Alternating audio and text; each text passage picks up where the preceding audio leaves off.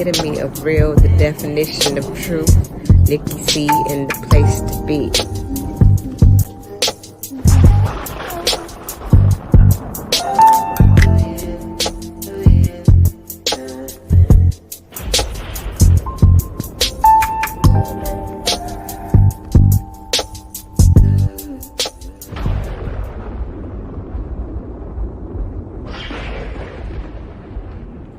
Love yourself, know yourself, be true to yourself, and stay fly.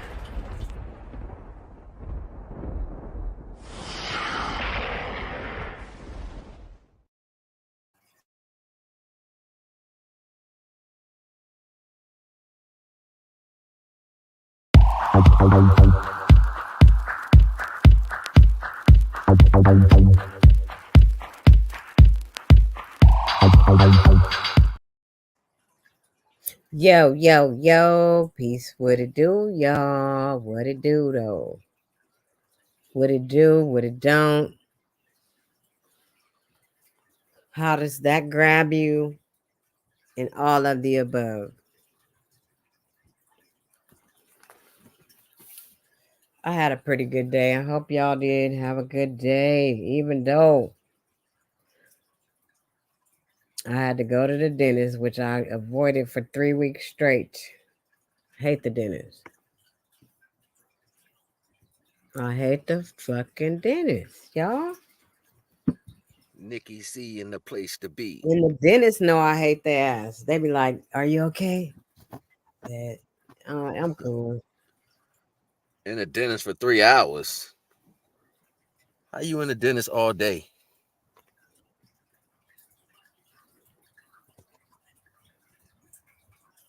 Yep, I was in there for from 11, and I got out about 2 something. That's almost 3:11.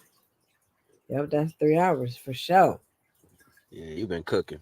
But your teeth pearly white right now. No, I wouldn't say that. They gonna keep you for all that damn time. They better. I wouldn't say that. We'll chop it And up. we What's got back today? What's good? What's good? How you been all that week? I ain't heard from you in a minute. What's guan? What's guan? is Wagwan. Wagwan, wagwan, wagwan. Just chilling. I'm just talking. And Okay. I shouldn't have let you come up yet because you just took over the conversation as you always do. Oh my God, really? You trying to come at my neck? No, you just took over the conversation though. You Oh, did. like I always do. I felt like that was a shot. Like that hit me in the ribs. Oh, I didn't mean to hit you in the ribs though. All right, I'll be quiet. I ain't gonna say nothing. You don't have to be quiet now. We stopped talking about my dentist trip. I stopped talking about it now. It's over. I don't want no smoke. I don't want no smoke. And that's what's up, though. Everybody be wanting all the smoke. Let's just be honest. They want all the smoke with all the wrong people. You know that's right. It's always They don't something. want to get no smoke with the people they should be getting smoke with. Well, that just speaks to alignments. That speaks to the frequency that one individual may be on, and they might not be aware of it. But that's what divine guidance is for, to make you aware of these things. You know what I mean? So it's cool. Ye Is it not know what they do or what they speak. the alignment? Do people even know what alignment is?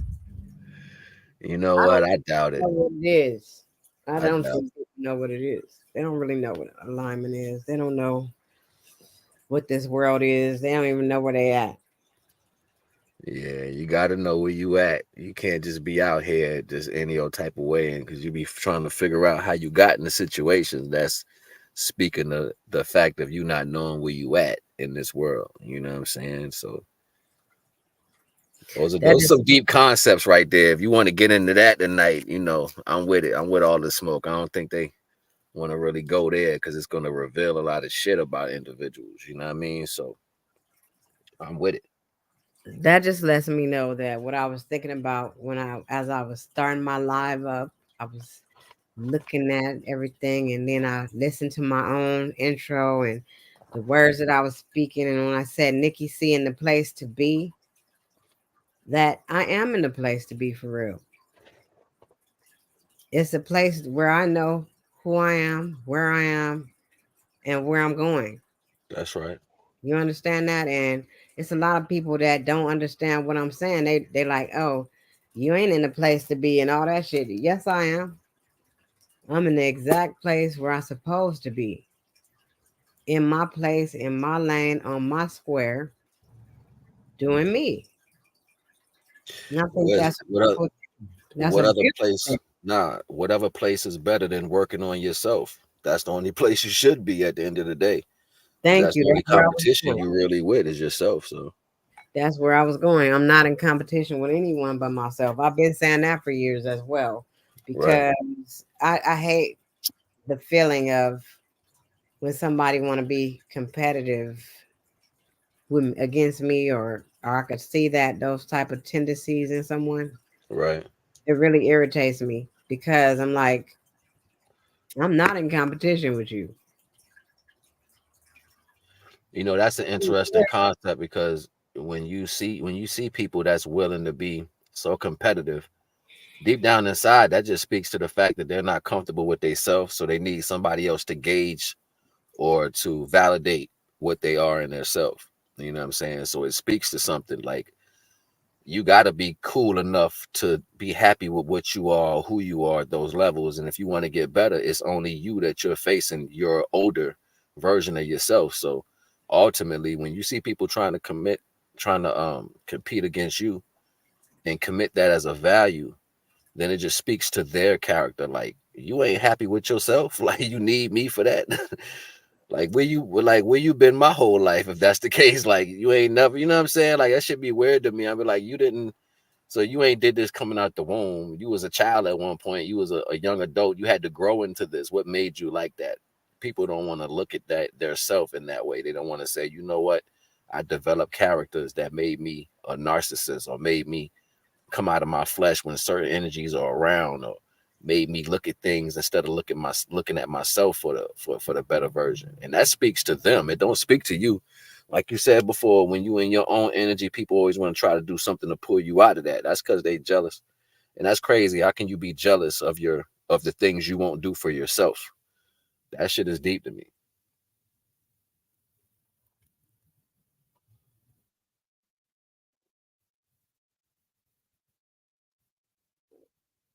Turn your mic on.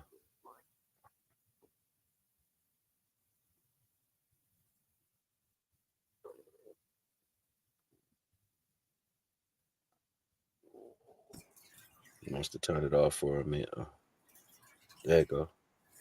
Yeah, I was just saying that, people that literally want to be in competition with me, I automatically know that they're not comfortable with themselves because they got something to prove. They need validation. It could be the Lady Shea smallest Butter, thing. Dreamy Queen, peace. It could be the smallest thing. What's up, Lady Shay Shay? What's good? It could be the smallest thing, and they'll try to get a one up on you real quick. Hey sis, what's going on with you? They'll try to get a one up on you, and just to make themselves feel better. I just know it happens all the time for me. Good thing that I don't let that shit bother me no more. That's It was right. where the shit used to bother me, man. I used to be so mad, like, But you but know, I don't think most people understand they doing a disservice to the Most High by doing stuff like that. The Most High wants you to be your version of yourself, the best version of what that is, so that can manifest into its highest potential, right? So worrying about what somebody else doing, that's literally taking you off your path completely. You know what I'm saying? And you doing a disservice to the creation that you are, to the Most High. The Most High wants you to shine the best version of you and what that looks like from your light, from your innocence. So when people move like that shit speaks to a whole nother value, yo. Like that's why sometimes you just got to get away from certain people, yo. Like You can love them from a distance or some shit. You know what I'm saying? Ain't got time to be dealing with that bullshit.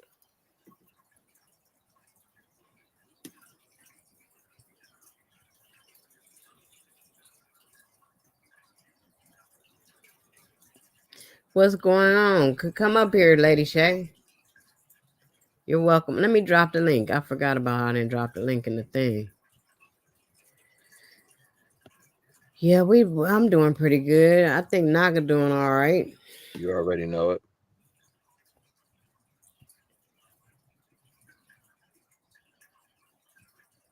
We just up here trying to have a routine sometimes instead of not coming back for months. I'm trying to come back a little bit more.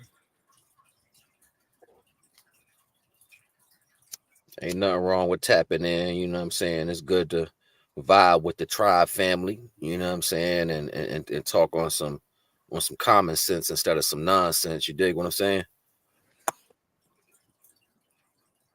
Yep.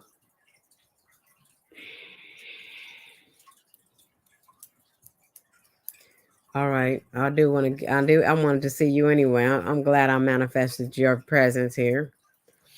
Yeah. So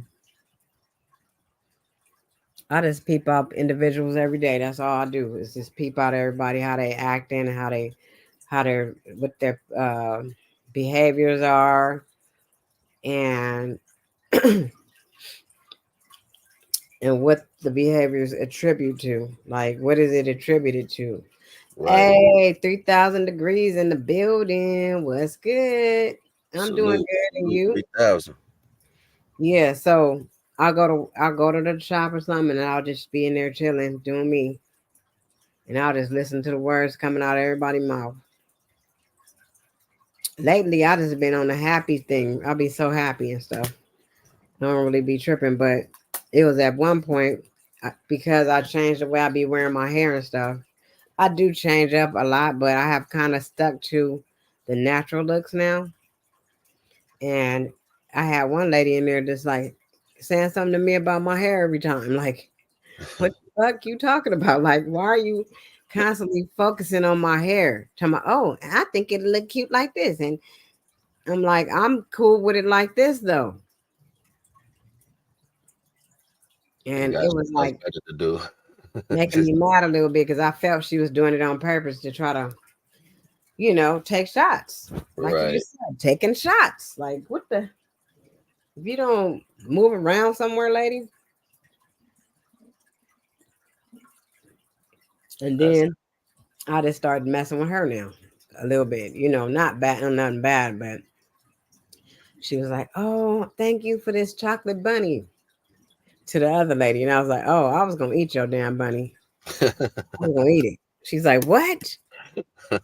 You were gonna eat it? You were just gonna take my bunny?" I was like, "Yeah." that's funny. Hey, Lady Shay Shay, can you hear me? Peace and love to you, Nikki, Goddess Nikki, and shout out to you, Naga's Life. Naga's wisdom to the light life. Thank you. I appreciate you. Yep. You don't know Naga, Lady Shay Butter? No, we haven't been acquainted yet. It's kind of funny or interesting depending on your view. I do know someone that is on YouTube with a similar name, so The other yeah, Naga. There's more than one. That's what I was getting confused too about. but so yeah. But this Naga, he be spitting that real shit. I think might have to tune in. But you're here now, so you'll see. Hmm. Definitely, definitely. Nice to be acquainted to you. But yeah. I've been looking for you, girl. How you been? How's everything? I swear. Um, I've been a little bit of everywhere, Yeah. digesting me more. Which is why I referenced the tenseness earlier in the chat. You know, Yeah. um, definitely keeping my energy low and balanced as much as possible. You know what I mean? Yeah, I understand that. I already know. Shoot, that's what I do on a daily basis. Try not to let anything uh, ruffle my feathers. That's the most one of the most important things is to be able to control yourself and not let anyone make you feel some other way. Like when I was talking about the lady in my hair, the lady was kept on like it wasn't like I was doing it every time, but it was like after a while, her keep mentioning the same thing, it's starting to irritate me. And I'm like doing everything I can not to have to check her or go off on her or anything like that. So I had to take breaths and relax and understand that this is her perception of me or whatever she's doing. And I can't let her upset me because that's not the energy I'm in right now. I'm in a cool, laid back energy, and I can't let her take me somewhere else. She's trying to get a rise out of me, is what I knew. She tried to, but I didn't even let it happen. And then Oh man, I know it what was you're talking about. yeah, it was another time that I was just in the shop minding my business, and I did something different to my hair. I did them real small, my twists, and they was so full and beautiful, man. I love it like that. It's just the taking it down part is rough, but it was really full and pretty. And she was like, "Oh, I like your hair." And I didn't want to say nothing to her because you've been fucking with me about my hair every day. Why are you got something to keep saying about my damn hair? So I didn't say shit. I didn't say nothing. I just act like I didn't hear and kept doing what I was doing. Then I walked away and came back, and she gonna say it again. So now you're gonna make me say thank you. That's what she wanted me to say, but I was like, "Oh, I'm so happy you like my hair." I didn't say thank you. I said, "Oh, I'm so happy you like my hair." That's what I said. I was sarcastic. That's crazy. That's crazy. Yeah, I be doing that. I be throwing that out there a little. You know, I call it my petty side because I don't know what it is. At least for me personally, um, I think I speak with basic comprehension. Common sense. I'm rational with it. And yet, why is it that I seem to have to keep repeating certain things? And at first, me being me, you know, um, consider it, or as I like to say, given the benefit of the doubt. Maybe I did use too many, I don't know, big words, and maybe they're not there. So let me try to, reword it, restructure it, reformat it for them, and still like no comprehension at all. So, after a while of having enough of that, because it's like definitely messing with my energy, and not gonna have it, not gonna be there, not taking it. So yeah, you just have to learn how to exercise away, to just slide on and stay in your own energy, stay in your own peace. Because trust me, they'll definitely take you there. Peace. Yes. Keep that peace. I'll be like, hold your peace. Yeah. Shit, sometimes I won't even say nothing. I'll just smile and people be waiting for a response. I won't say a word. I won't even give you the time of day. Like if it's stupid, I'm not going to entertain some shit. I just look at your ass and let you just wonder why I'm not responding.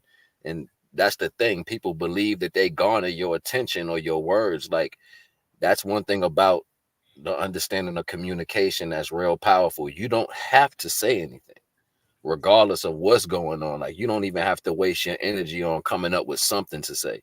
If a person can't speak to you correctly or politely, or they ain't got nothing nice to say, best believe I just sit there and let you wonder why I never said nothing. You can handle that. As far as I'm concerned, like I just won't say shit. I just be like, you know what? Why entertain it? You know what I'm saying? And You can think what you want. that's the whole thing. It's like they want some kind of piece of your energy. The reason why she's saying something about my hair, the reason why said something about my hair and I didn't say nothing, the reason why she came back and said something else, the reason why. But I really found out later that this person is not. as happy as I thought she was, and she's not as happy as she lets on to be. It's a whole bunch of other stuff going on, but don't come in here fucking with me because I'm not in here with my head hung down. I have it up, and I'm living my life, and I'm trying to live it in the best way I can, and I'm trying to be the best me I can be. You know, some people got this thing where they're not happy unless because they're not happy with their self, they need somebody else to gauge their validity. So what they do is they come put their energy on you to gauge their self. So they can't get along unless they got other people around in life. And sometimes they need to pick at you or pick at your character just to try to make their character stand out a little more. These people have self-conscious issues at the end of the day. Like whatever's going on in their life or whatever they do, they come searching for individuals. That's where those crazy characters be coming from. But you can see them from a mile away because they'll be sitting there staring at you, waiting to say some shit. You know what I mean? And man, look, I pray for everybody. I pray for you. I hope it works out for you. You know what I'm saying? At the end of the day, you gotta give nobody no more than what you're supposed to. It's all love though, at the end of the day. Like I try not to harness no negative thoughts towards nobody. But ultimately, when people are trying to get your attention through negativity, it kind of explains itself from their perspective, right? So what are we supposed to do? Go all out for the conversation? Nah, at the end of the day, you got to protect yourself. That's really all that matters. And how happy you are, right? So you already know the vibes. Yeah, absolutely. Sorry, I didn't mean to cut you off, but I was just gonna say real quick. Yeah, that's one of the things that I just ask people because for me, I always say it, it's never been a problem, never been a problem for me to be by me, be around me, to just enjoy me, and not to be funny or mean or rude. I'm fair with it, and sometimes I just like to help. And so I often ask, like, do you ever wonder why you need to be around people all the time? Like, do you like being by yourself? Do you really like you? Do you really love you?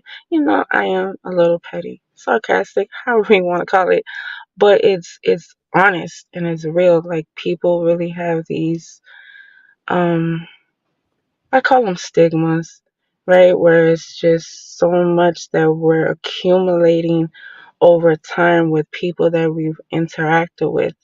And if we're not focusing on how to just push everyone else's thoughts aside and really just see what I feel about me, how I am progressing, and how happy or inadequate I feel about it for me, not counting no one else. Like, if we can get to that point of focusing in on me and what I really want. Then, if we want it, if we need it, if it's there, if it's accredited, okay, I can take in your opinion, your tip, or your advice. The critical, what is it? Critical, Constructive criticism. criticism.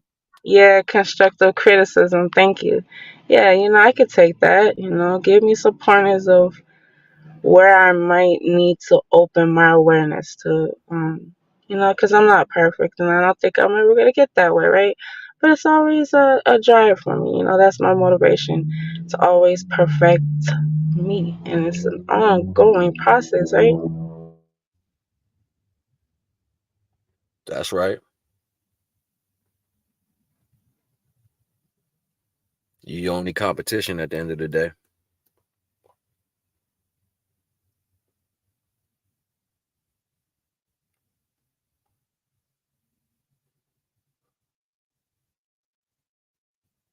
Nikki.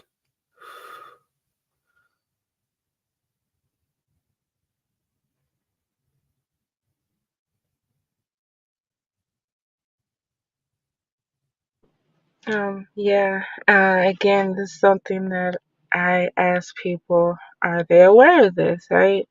What is the need for competition outside of the self? Um, I don't know. It's something that I guess is accepted nowadays, but is it really necessary? Because once you look at it, once you really become aware of certain things, like what is competition? You're competing for something that someone else had or is, right, or wears or drives, and then let's say you get it, the exact same thing that they have.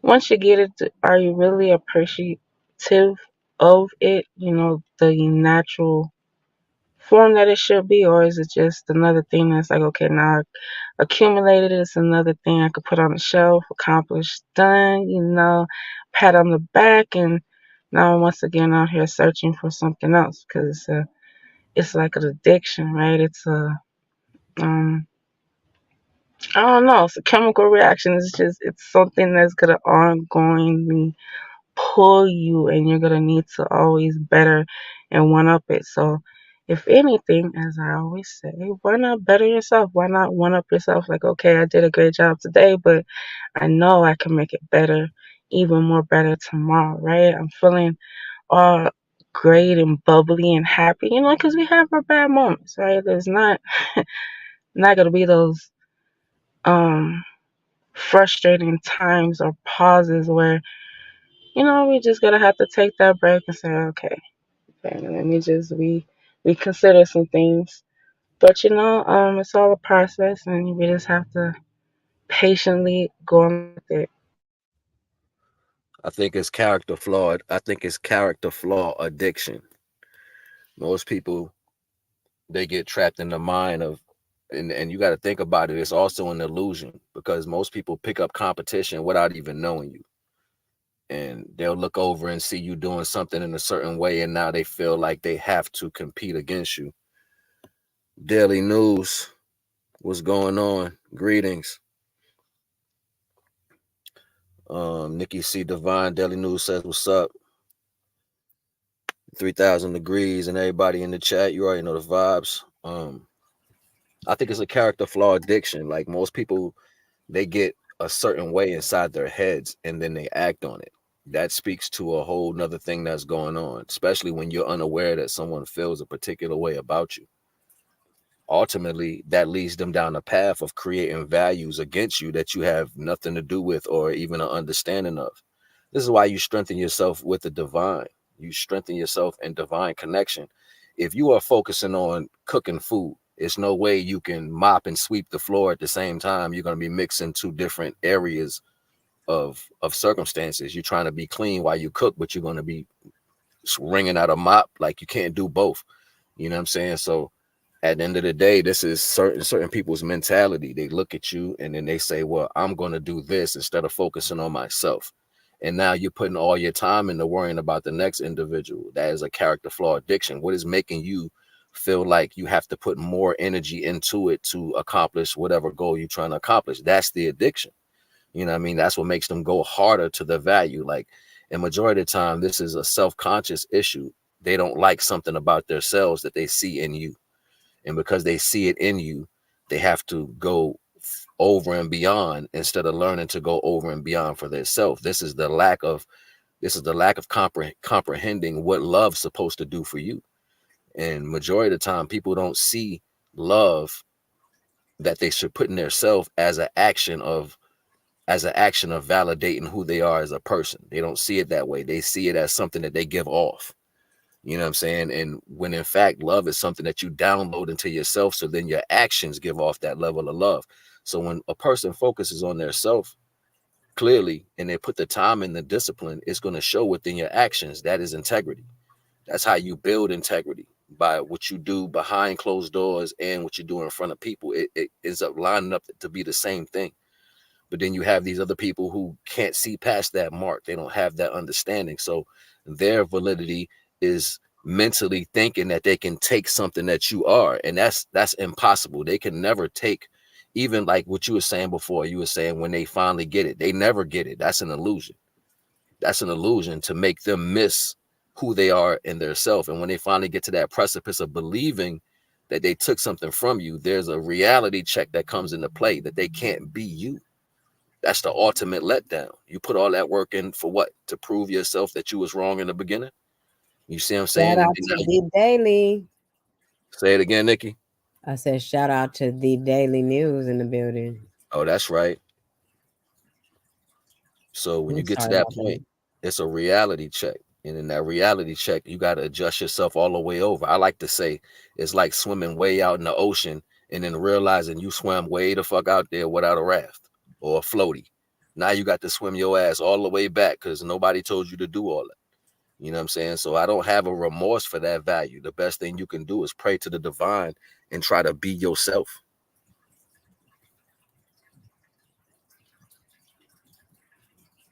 Yep.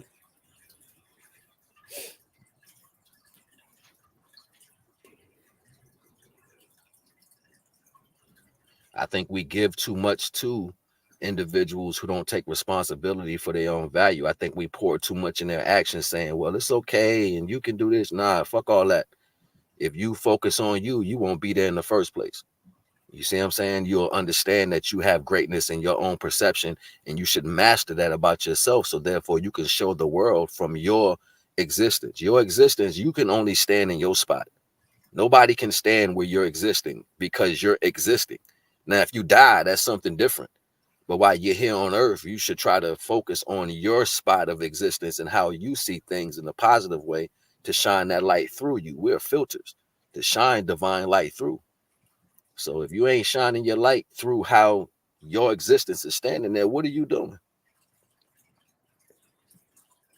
What are we sugarcoating? We can't be out here like it's okay. They was just nothing. Leave me alone. Do you? That's crazy that you said that. I've been going through little ups and downs on these YouTube uh street corners, as I sometimes like to refer it, right? Depending on where you go and who you know. And definitely, like I was saying earlier, I'm comfortable within myself. I don't need the crowd. Yet there's a certain calling, right, of interaction and, seeing if I'm wrong. Because, sometimes I can be, right? As we all can. And, I love when people can prove me wrong, right? Because, after a while, seeing people staying in a sense of, okay, it is what it is, and I'm not trying to find no way, no how, no kind of improvement, even if it is just within me, right? How can I better myself within myself so I can react that and mirror that in my reality, in my circumstances, in my progress that I want to see, right? In my daily, day to day activities. And I don't know, people can get lost in it or confused on the way it can go. And something that I've mentioned recently, you know, I definitely love supporting people that are genuine in what their message is, if that makes sense, right? Because we all have our own message and our own points to bring across. And for me, I like to be open minded and consider that everyone's value and mind can bring, some type of insight or positive movement, positive action, um, especially those that are like minded, right? It's really going to be that much more powerful of an impact. And yet, I don't know. People like to copycat. I'll just say it like that. And there's nothing wrong with it. I always say, go ahead, use what I give you. If I gave it to you, then hey, it's yours, right? But it's a point of, if you're gonna use what I say or you're gonna reference what I say, quote unquote, what I'm saying, can you use it in the same manner that I'm, referencing it? Why is it that it has to be broken down and or say reworded into something that you want to bring across? And the to me, the way I break certain things down, it's like No, you can't do that. You got to deliver the message the way the message was delivered. Otherwise, it's not going to make sense. And that's my whole point, right? You got to make sense. It got to bring back the common sense because I don't know where it is nowadays. I think that has something to do with first and foremost, you was like, we're not always right. And that's a dependency. That's a dependency on how you see yourself. Like if you are right to what you see, like say you like to eat these particular type of cookies and you stand on that, like, nah, this is what I'm doing, this is what I like. You can't change how I feel about something. That's the issue right there. People want to change the way you look at things. So then you let go of what you are. So then they can try to inhabit or learn the ways you do things. This is why they want to copy you. Besides that, being true is you being true to yourself. Now, I just did an upload the other day. And one of the things that I said in the upload was, imagine if you was able to grow yourself from the innocence that you are, the light divine sent in, how you were when you first came here, grew it from that understanding, not changing it because of somebody's ego or something that happened or things that make people merge into different characteristics as we get older, being able to grow yourself from that. Now, none of us had that opportunity, but this is the reason why we do shadow work, to find the child that we lost in ourselves, that innocent energy, to grow That from good that. old shadow work, y'all. That's that good old shadow work. That's the whole reason why you deal with shadow work. You know what I'm saying? So you can look back at what you were that became a shadow of you. You know what I'm saying? So instead of you, going forward with the actions that people put on you, no, you find that innocence that you were and you start growing your mentality from that. That's the best thing about being a person that grew through the fire. You grew through the pain of things and you're still here.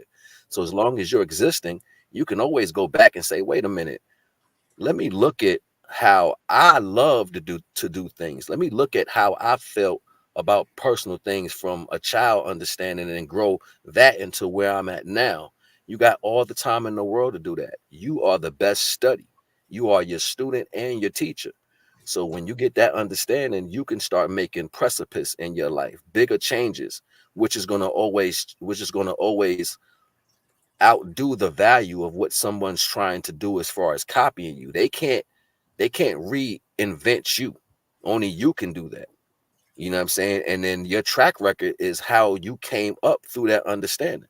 You know what I'm saying? So knowing that that's always yours, it doesn't matter what somebody tries to do. And you have to take ownership for yourself. That's you standing on who you are as an individual. No, they can't have what you created. No, they can't use your stuff. It's yours. Now, if they want to refer to you when they're using your stuff as in paying homage, like saying, you know what, I got this from Lady Shea Butter, Dreamy Queen. She was talking that knowledge, and this is what she said. That's okay. But taking it and then trying to use it as if they're speaking this knowledge or being you, that's unacceptable. You see what I'm saying? So people try to hide behind different understandings because of who they are not. You know what I'm saying? And I see that shit all over the damn place. Nobody wants to be they self because they want a carbon copy. So that means the world is missing out on who you are. You might have seen something in a way that you seen it, or experienced something in a way that you experienced it, that only your eyes, your perception can deliver that information. You shouldn't want it from somebody across the damn globe or somebody somewhere else. You shouldn't want it from them. You should want it from somebody who can relate to that value. That's why it's important for all our existences. We are different lights. Or like, look at it as you walking down the street at night and you see the light pole. That light pole is on your block. It's not on somebody else's block. It's right there in front of your block. So that light is shining there for you to see correctly so you can go to your home, right? That's why the knowledge is important. You are your own light. And it I'm waiting to see more people start to stand in their own right, because that's what's important. Like, we don't know everybody no more. The world is crazy. Like, you can't have a normal thing with somebody because they're too busy trying to put on something to make themselves be attractive or be more smart or be something that they not. No, let me see you. I want to see who you are. That's what's going to make me feel comfortable with you, the version of you that I can trust.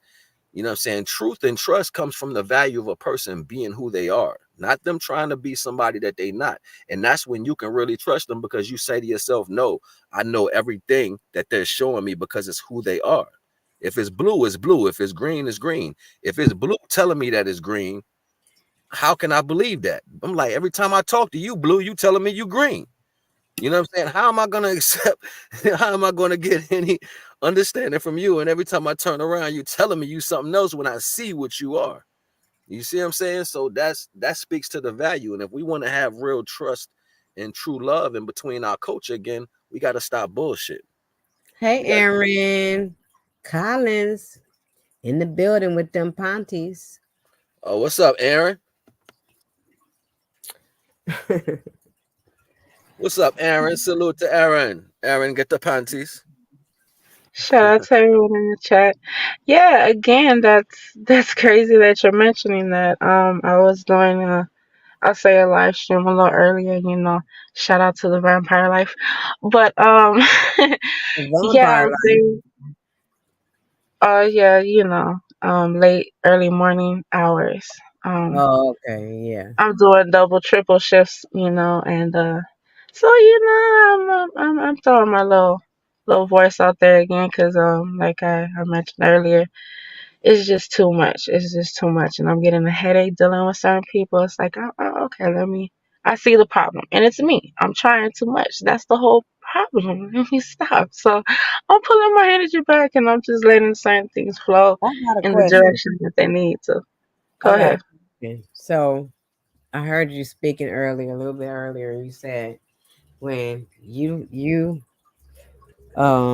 give a message and somebody's going to use what you said, you want them to use it how you said it instead of trying to switch it around to fit them. Is that what you said? Yeah, more so. It's like they kind of use what I say to counteract the message, if that makes sense. So if I'm trying Counteract the to, message to say something is wrong with the message, or using the message as their own, or I'm trying to understand what you're saying. yeah, it's like that's all I was trying to give you the example, right?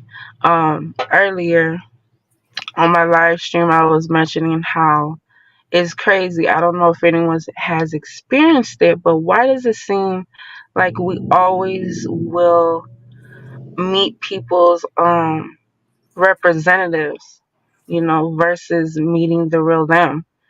Um, because this is the experience that I have, right? It's like we start talking to people, we get to know people, and things work out great in the beginning. It's all the oohs and the ahs, but then once a timing hits, and that timing can be, whatever in the air, but the mask starts to slide back, and you start to, you just have to be you. Eventually, the mask is gonna fall off. So you get into this cycle of, okay, who are you, where are you, kind of thing. Why am I interacting with you? Do I even know you? And then I said you had to um go to the bottom of it and say, do I really know me, right? Because the people that I'm pulling toward me or attracting to me is reflections of me and what I have inside of me, you know. So yeah, and then say I'm saying this, right? I'm ending my life, and then I'll go around, the YouTube streets, and I'm hearing people mentioning similar things that I just said, but they're using it like to clown it, if that's a better way to reference it. Like, does that make sense? Or I don't even know what you're trying to say. But no, that's the whole thing. They won't mention my name. That's what's so funny about it. And so, like I said, I'm petty with it sometimes. So I'll purposely word what I'm trying to say in a multi context way. That, yeah, if you try to do what I've witnessed with what people use my videos for, it's like, okay, even if you're trying to make fun of me, it's not gonna be any kind of sense. So it's funny at the end of the day, because what are you really doing? What's the whole point? Like, these people are saying that they're trying to help the people, and they're trying to unite the people, but then you're clowning the people and you're trying to point out how maybe someone is less than you or you're better than them. I don't know what the whole, like I said, competition thing is, right? But yeah.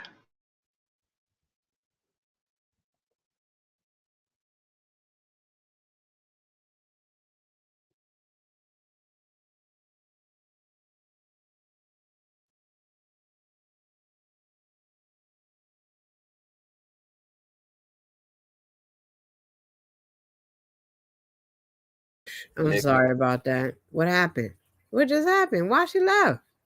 I don't know. I'm in a community meeting in South LA and listening to the panel at the same damn time. Okay. No, what I was gonna say is that all what's happening to Lady Shea Butter is the same shit that happened to all of us when we came on YouTube. We came on YouTube and started meeting people. We was meeting people from everywhere at a rapid pace. We got these people over here and these people over here. Some of these people, everybody was cool at first, then everybody started hating each other because everybody started finding out the truth about each other. The masks started coming off. We've been demasked a lot of people earlier on, but that's why I don't be on YouTube like that. I come in my channel. I got a few friends that I kick it with, and that's it. I'll leave it at that. And I don't try to do more because I done got into it with people. People this was one way, then they gonna get mad at me trying to say I was on some other shit, and I ain't never been on no other shit. I always tell the truth. And it's just,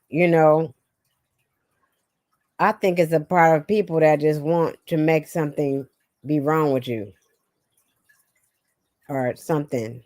You know that And you know comes what? with Everybody not gonna like everybody. right, You know what I'm saying? right. Everybody ain't gonna like everybody, so it's all good. But don't sit up here and try to blame me about some shit when I just told the truth about some shit. And y'all mad because I told the truth. Y'all wanted me to stay down with y'all and be on some bullshit with y'all, and that was the problem. That was always a problem.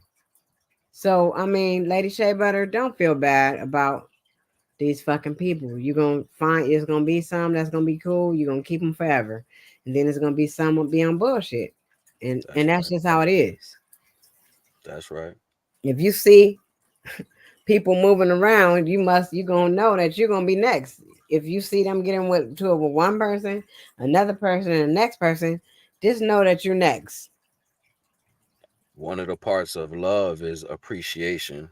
And you got to learn to appreciate people for how they are. You can't just say, let me try to critique them and change them to the way I want them because I don't see their views. No, everybody got their own views.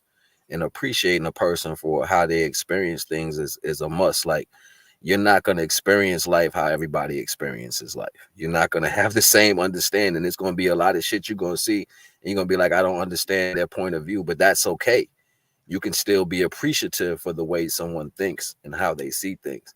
That's why I have some of the biggest problems with certain people, but I don't dig into it. I just let you have that. You know what I'm saying? Like you can live that way. That's your thoughts.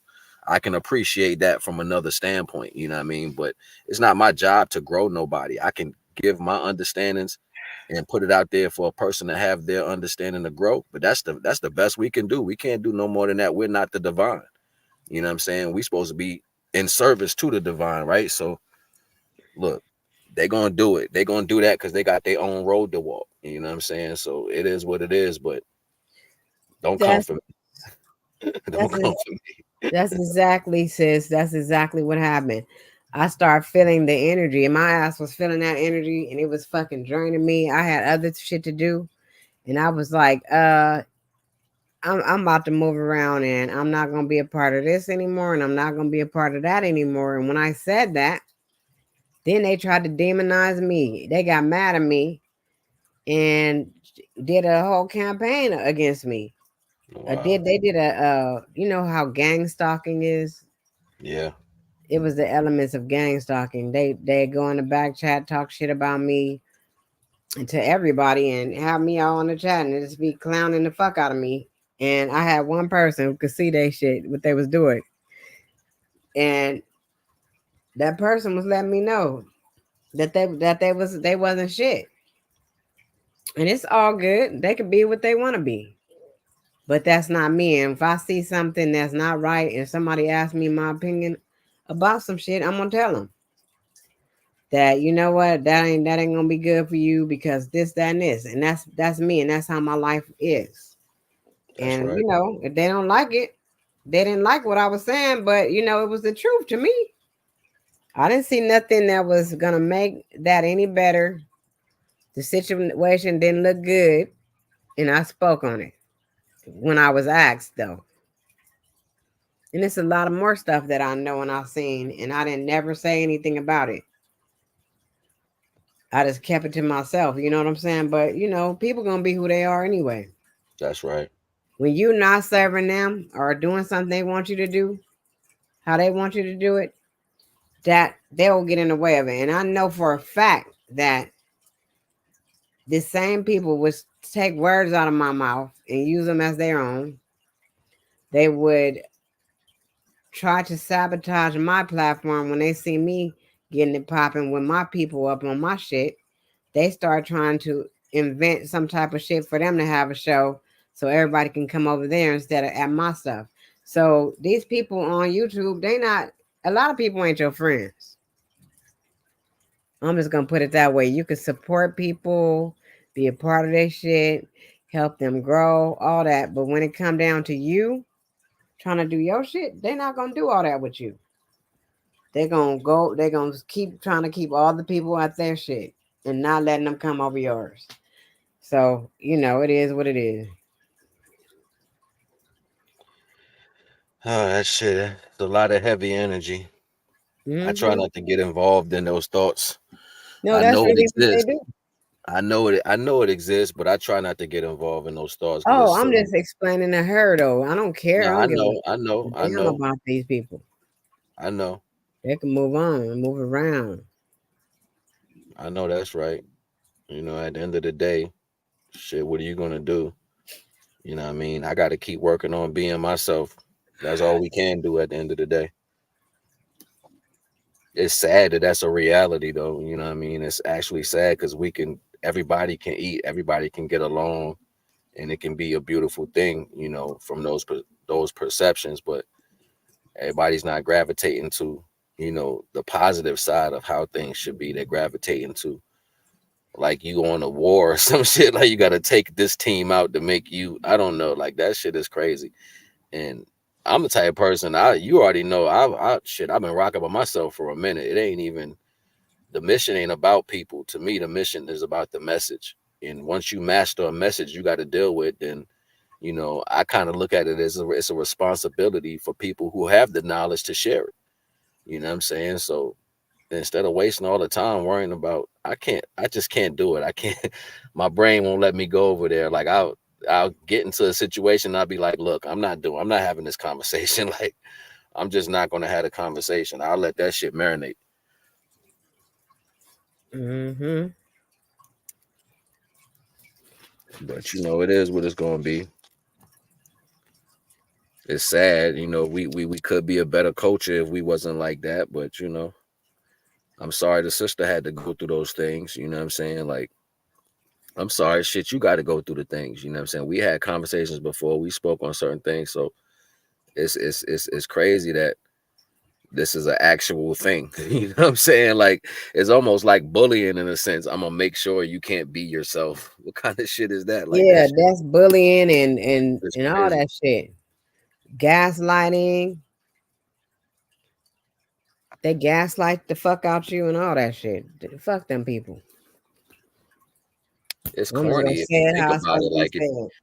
it's corny as hell if you think about it though. Like that's what you gotta be on. And then the people who are entertaining, they gotta be as corny. Like that's what you about. Imagine if that was happening to somebody close that couldn't defend themselves. Would you say the same things? Would you know what I'm saying? Like, would you be that person if somebody you cared that couldn't take care of themselves came to you and was like, these people not letting me be myself?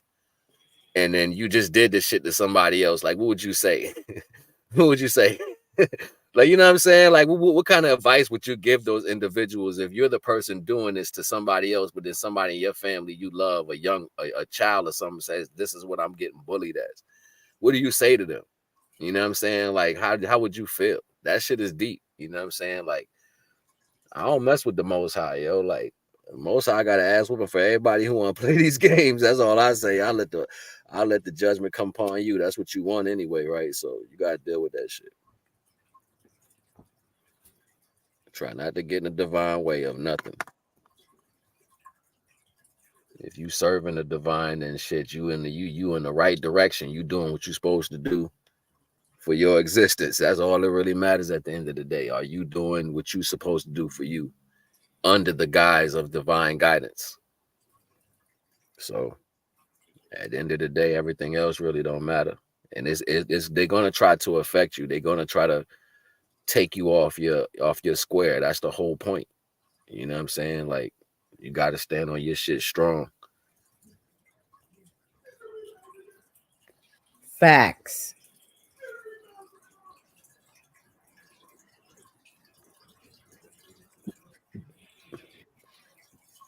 Yeah, maintain the balance within. That's the truth right there. You know what I'm saying? It's all about you keeping yourself. You know what I mean? And I guess it's easy to get thrown off, especially if you're trying to connect with certain energies. But I try to keep the divine first in everything. So as long as I know the divine is first, I don't worry about everything else. I've had people come in my comment section and say some real dumb shit. People I don't even know. You know what I'm saying? Like, they'll just come in and say some random shit, try to ask a question, and they know damn well they ain't supposed to be asking me that shit. And I'm like, you only saying this shit to get me off of what I'm talking about right now. You're trying to like direct the conversation in a different way. That's I'll the tell, name of look, the live, y'all.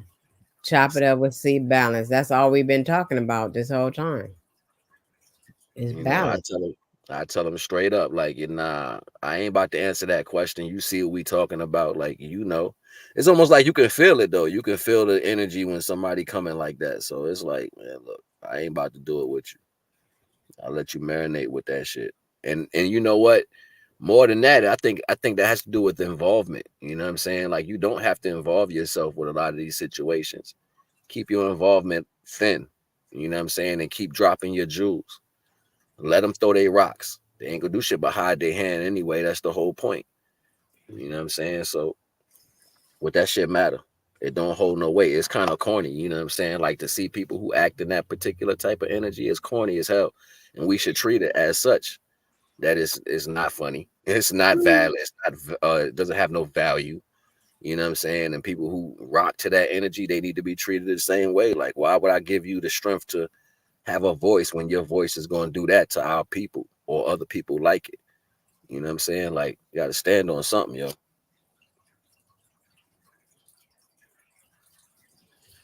Yep, that's how I feel though. I mean, I never really stopped doing what I do. I just do it another way now. I don't come up here with nobody, but now I found some people who I can resonate with. You know, I've been having Right, Aaron Collins, but you know, right. all I got to do is call him. He down every time. But Salute to Alan. Aaron, I'm sorry. Salute to Aaron.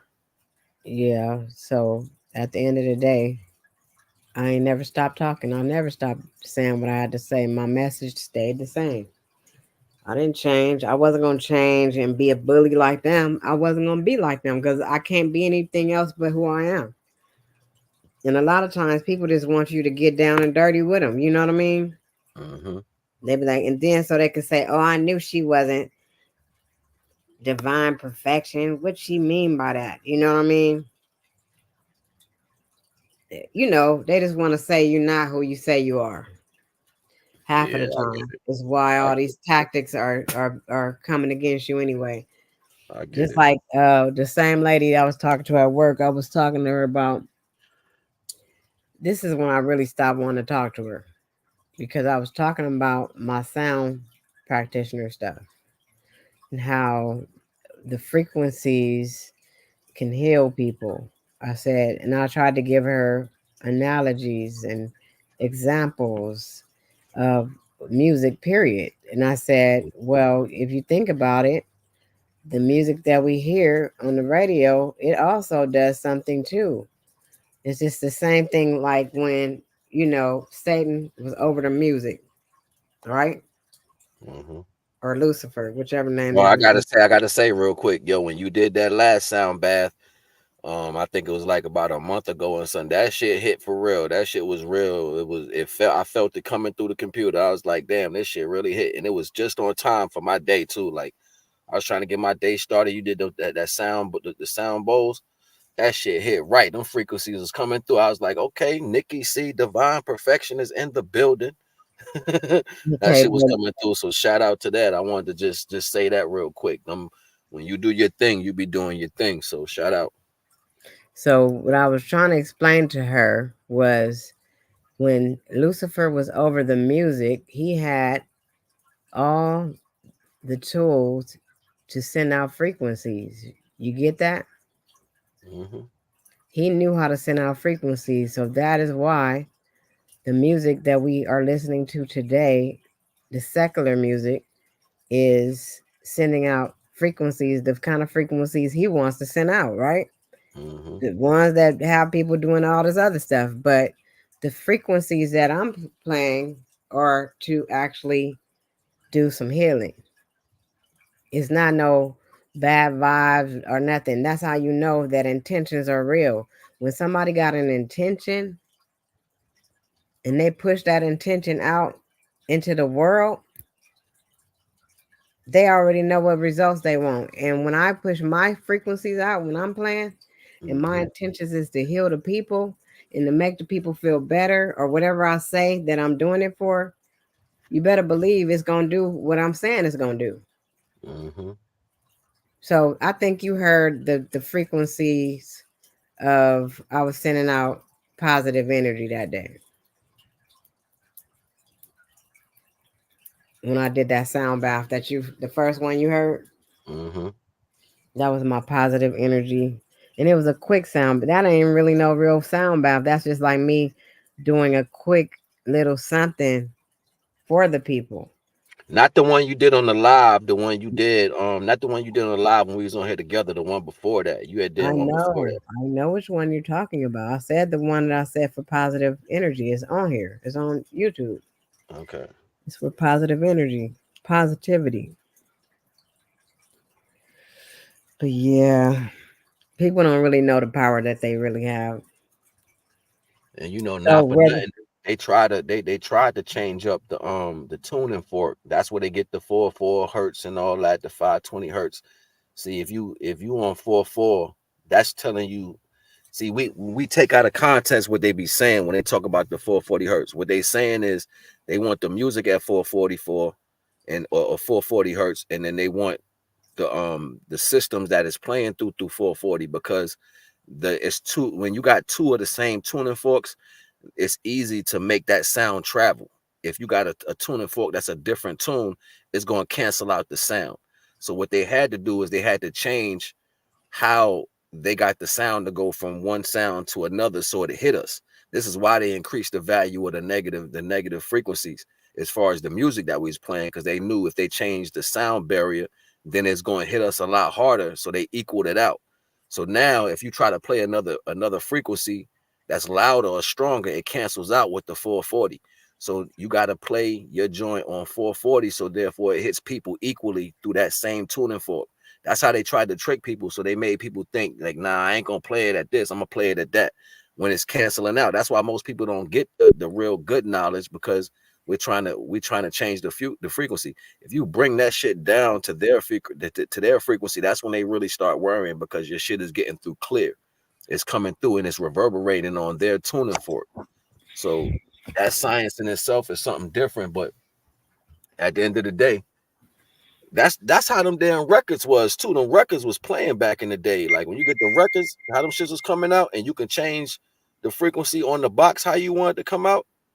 Them shits was hitting back in the day, and they knew that. That's why they came in and was like, yo, we got to change this, because we giving them the opportunity to raise the frequency with the music. Remember the old record players, they had all the dials on them. Them dials was letting you adjust to the frequency of whatever you was hearing. And that's how people was able to equalize their shit right. You know what I'm saying? So nowadays they don't do that. They try to make it to where your shit cancels out, or you play it on that 440. You know what I'm saying? So I engineered for a while, yo. I used to make my sounds come out the way I wanted them to until they stopped making the value like that. I wish they could bring records back, to be honest. That It's vinyl. still records. If you have some records, you can still play records. I got a homeboy he's a DJ. He always playing records. He always spinning and scratching and doing what he do. It's up to you. I still got records. Can you still get records made though? Is what I'm saying. Like, can you make the sound and put it on the record? You know what I'm saying? They Like, still can make records because some DJs still do that. They still spin like that. So they gotta have somewhere they're getting the records from. I think. Well, I forgot what else I was gonna say, but anyway.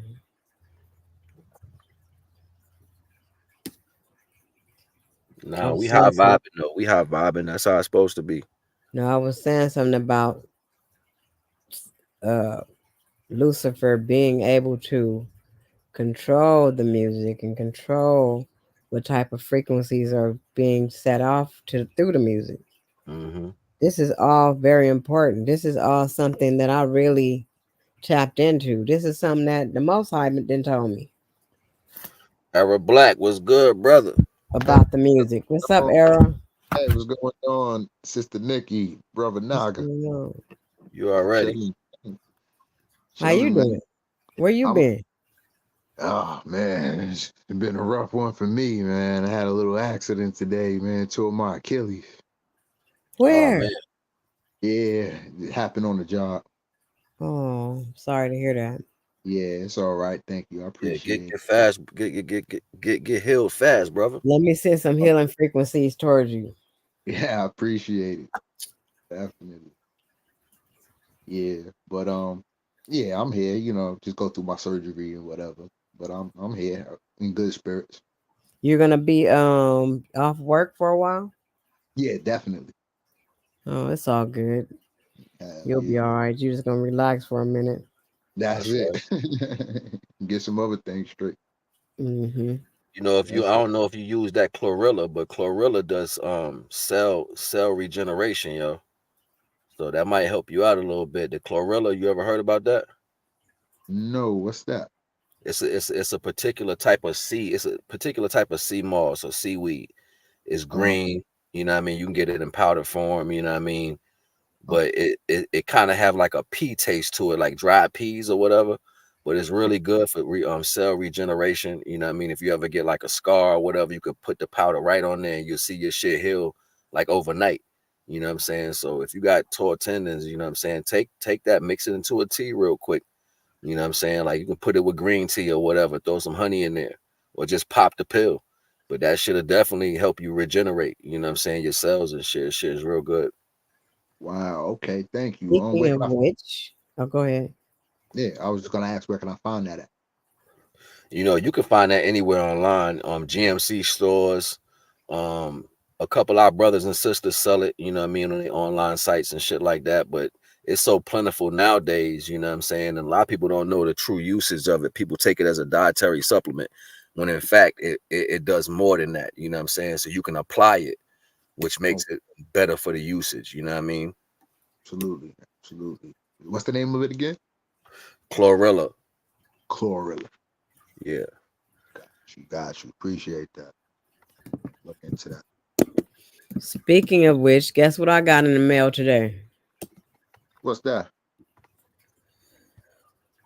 Um, what did I say I was ordering the other day? It's all the platinum and the silver and the copper. Oh, okay, It, yeah, you got that. That's what's up. You it about to be came. fine. I didn't even open it. I didn't even open my Yeah, box definitely yet. get on your fast. Get on your fast and take that and watch what happens. You Get said you a get on my nice go like on a 7 day fast. fast. And just take that with your water. That shit gonna do some wonders. How many day fast?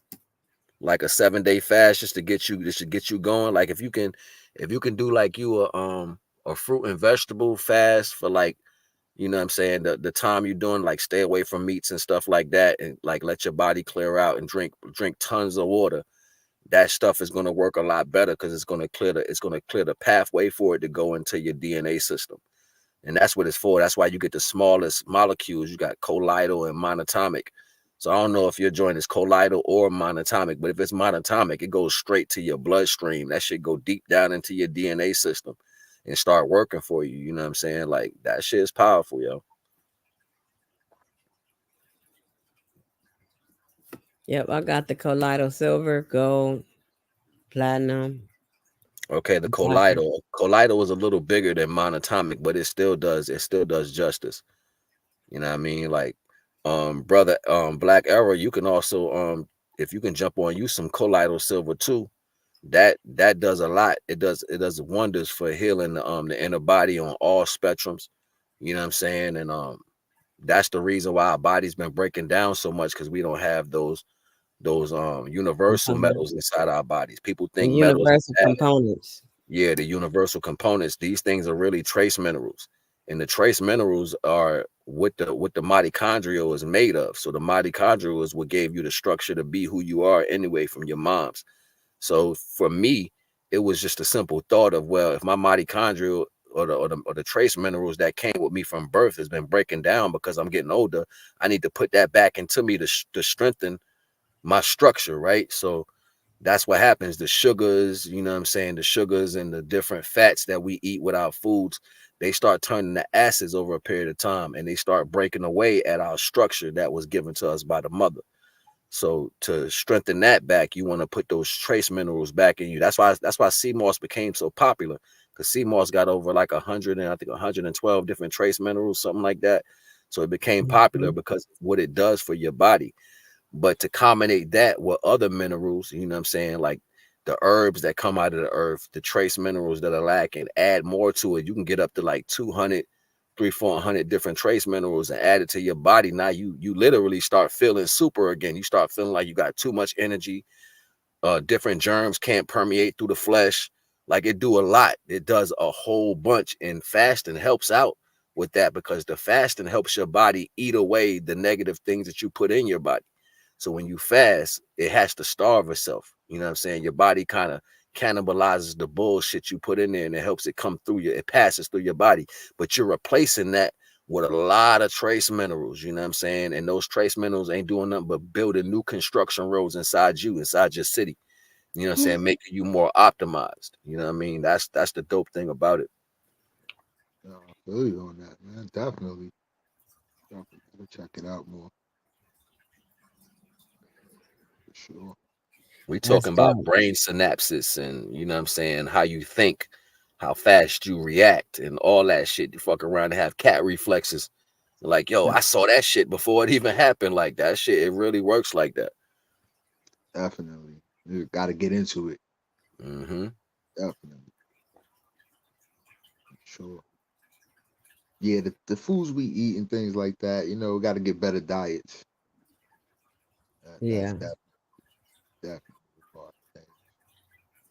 It basically falls around moderation, though. You know, we become foodies because we like the flavors of shit. You know what I'm saying? I ain't gonna front. I'm a foodie. Like, I like the tasting of good food, but then I gotta also keep in mind that I gotta be able to flush myself out. My body's only a certain size, so you can't put 120 pounds of flesh inside you and then expect it to pass through without having the right construction. Imagine like roadkill. Roadkill dies on the side of the road and just leaves the fur and the bones and all that. So what you think happens to the human body, right? So human body got to try to get rid of some of that shit some way.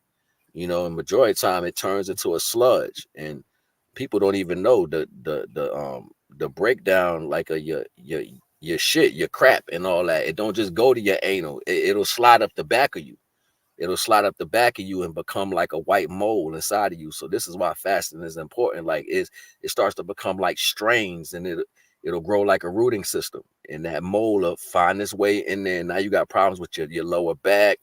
You know what I'm saying? Like, it'd be so many different issues that take place, but you got to be able to go through the fasting so your body can squeeze all that stuff out. So while you fasting, it's literally like your muscles is contracting in different ways. The water is getting in different places. You know what I'm saying? The high level of electrical fruits, and electrical fruits is different from the regular fruits we eat, like the oranges and apples. this is mango, papaya, you know what I'm saying? Stuff like that, coconut water, all that stuff helps your body constrict instead of, you know, instead of swell up. It can get tighter, and while it's getting tighter, naturally it's squeezing all the unwanted bacteria out of your body, and you defecate this shit out.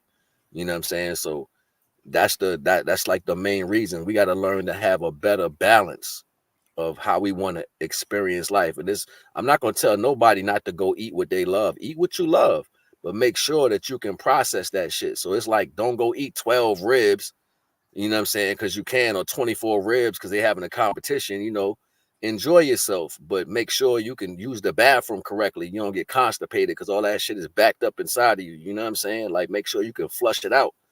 You know, like, we don't have that moderation thing no more. We always overdoing shit as a culture. So this is why we get to these different situations that we got to fight later in life. You know what I'm saying? So I think it's about moderation and keeping that first. And then, you know, just enjoying yourself the right way. It's love. Basically, you just loving yourself. You know, I ain't going to do this too much because I want to be able to do it again tomorrow. You know what I'm saying? Shit like that.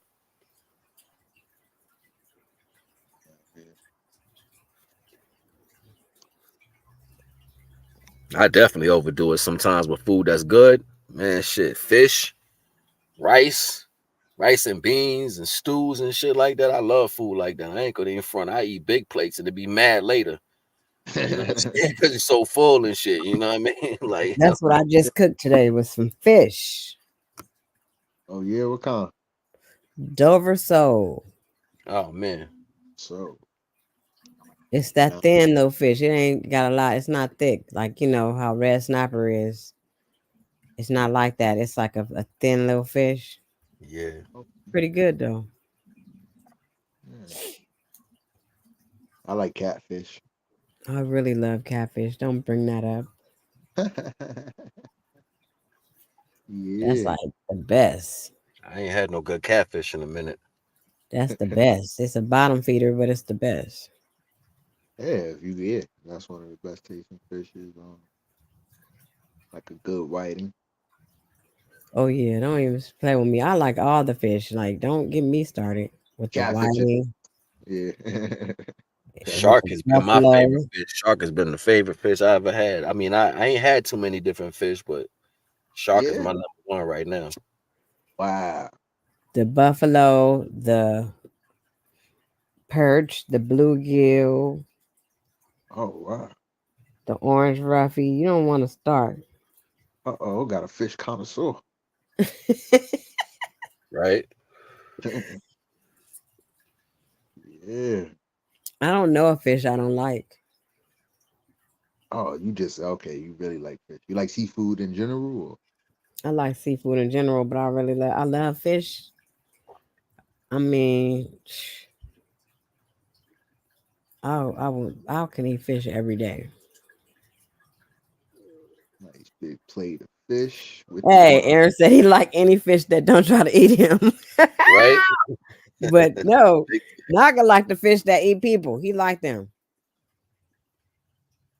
you get that shark. That shark. I mean, I'm saying, man, I had shark one time. That shit was so flaky and thick. That shit tastes like a fish lobster or something. I was like, yo, this shit tastes like this.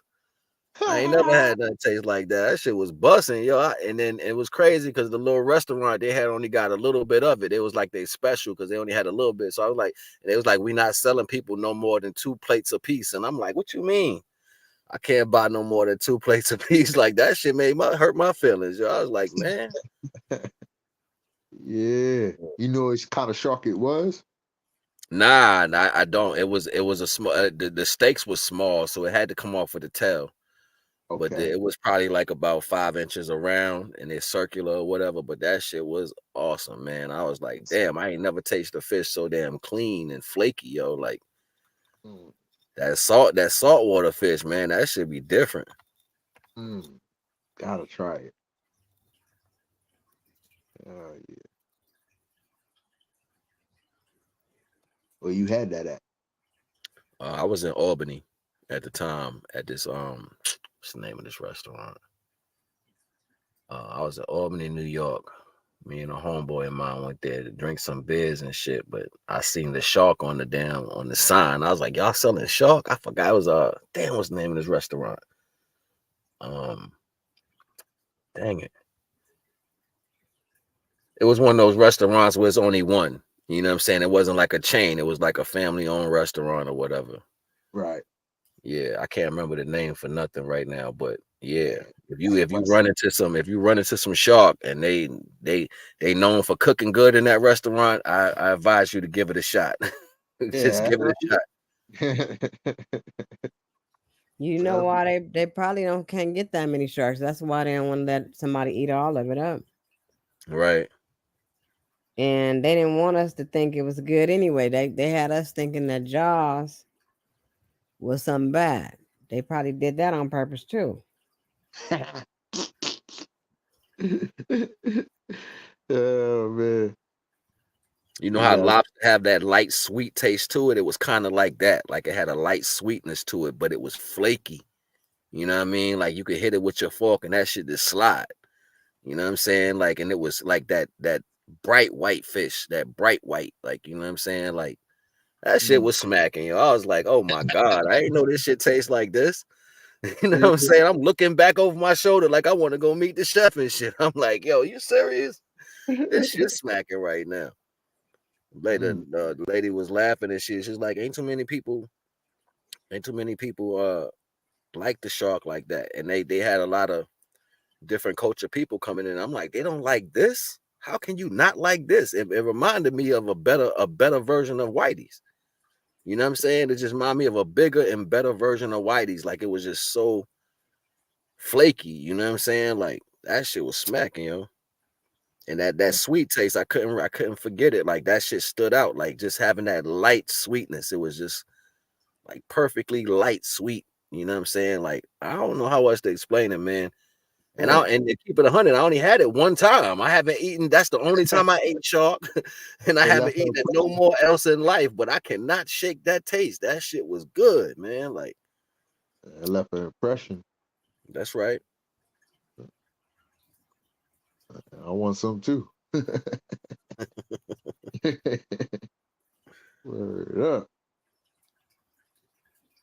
I fuck with the clams and stuff like that. I like fried clams. You like the octopus? Yeah, octopus, not bad. Not bad. Calamari and things like that. Right. So have you ever been to Doc's? Doc's? No, I haven't. In New That's York? a chain? Nah, never. I go to City Island. It's a restaurant in New York that I found when I was there called Doc's. That shit was bomb. Oh, I was okay. in Doc's doing big in there. Ooh, I like Doc's. I went to Doc's twice when I was out there. Was it Manhattan? Yep. Okay. I don't know if it's still there. Let me see if it's still there. Shit. After the pandemic, who knows what's still anywhere. Right. That's what's up. Aaron said they got a Doc's in Chicago. Okay. So you been there too? You been there? Naga, you been there? Oh, nah. Aaron said they got a Doc's in Chicago. Is what he just commented. Oh, okay. Gotcha.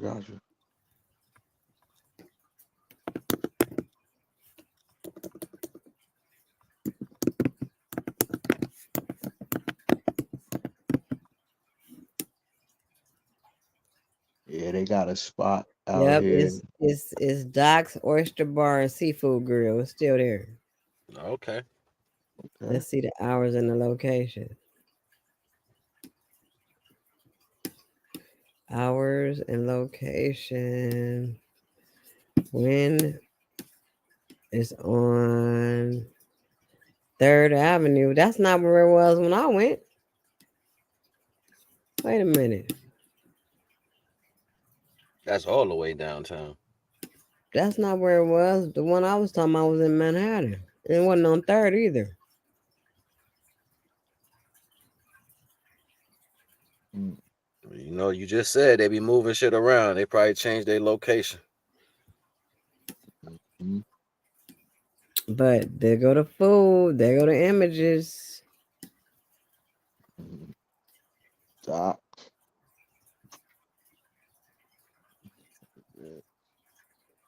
They do not be playing at docks. And that's where I had got some Riesling. This wine I like. I was in there faded off the Riesling. I had it going on. I was living it up at docks. Let me see what their menu look like now. How much is their shit now? Ooh, look at these clams. See, that's what I'm talking about. When you said clams like that, I was like, yeah, the clam. I like scallops too. Yeah, scallops definitely. Oh, that shit ain't even that much. Just their prices. Uh-oh. Shit, they doing good out here. You can get the linguine and clam sauce for $33. Or you can get some Dover sole like I just ate for $65. The hell? Damn. And it must be a lot of fish, yo. $65 for a plate. I just paid $9.99 a pound for it and cooked it my damn self. Now we about to feed the fish, yo, like. You hear me? About to feed the family with that. Shit, I just, they said you get that pan-seared. Oh, no. Okay, so Dover sole, and you can get it simply prepared. All simply prepared items served with a saute of baby rainbow carrots, potato fennel puree, and herb vinaigrette. What the? Sounds good. Smoked oysters Rockefeller, baby clams casino. That's crazy. That's shareables, what I was reading there, the little other items. So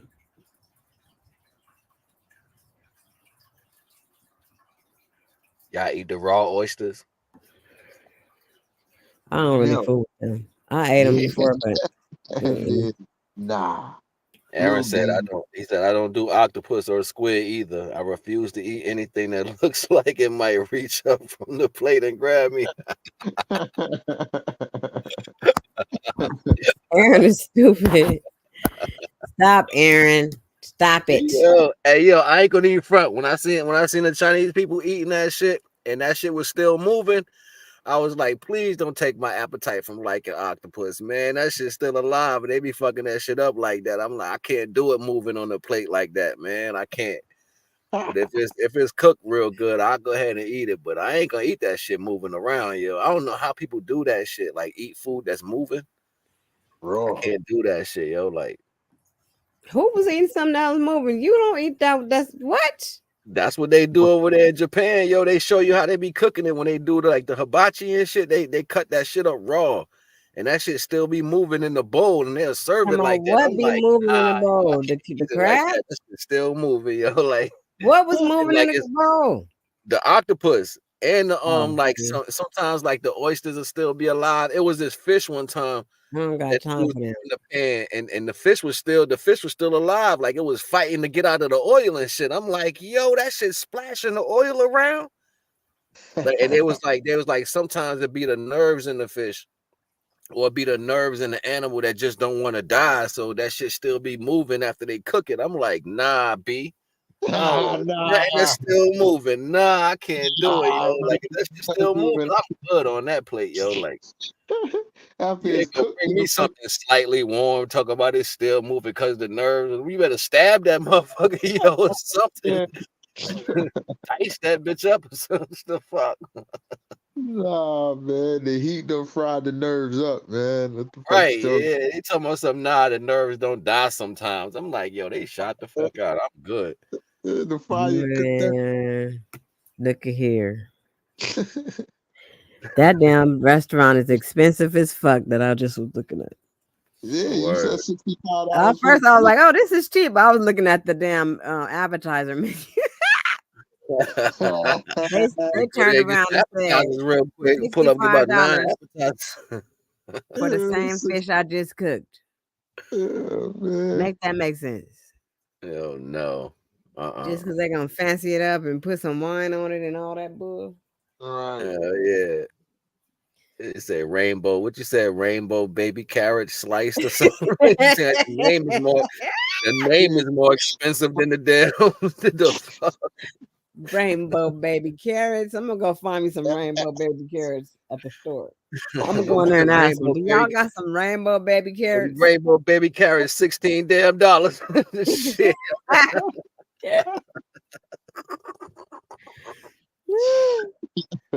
That's why I like it that I can cook, because I will not play with them. Yeah. Yeah, man. Aaron, you don't live in Chicago no more. Stop talking about we. Stop talking about we. You live in Hollywood. Doing You it talking about big. we have one in Chicago.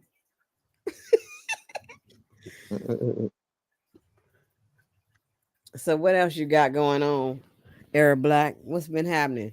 Oh man, I just been just trying to keep things moving with the work and things like that, and Mm-hmm. just stack up and trying to get a new car this summer. I'm thinking about that too. I'm thinking I need a new car too. I'm tired of this car.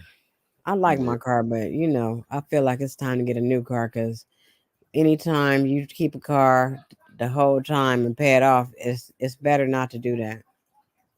right. Because why are we trying to pay stuff off anyway?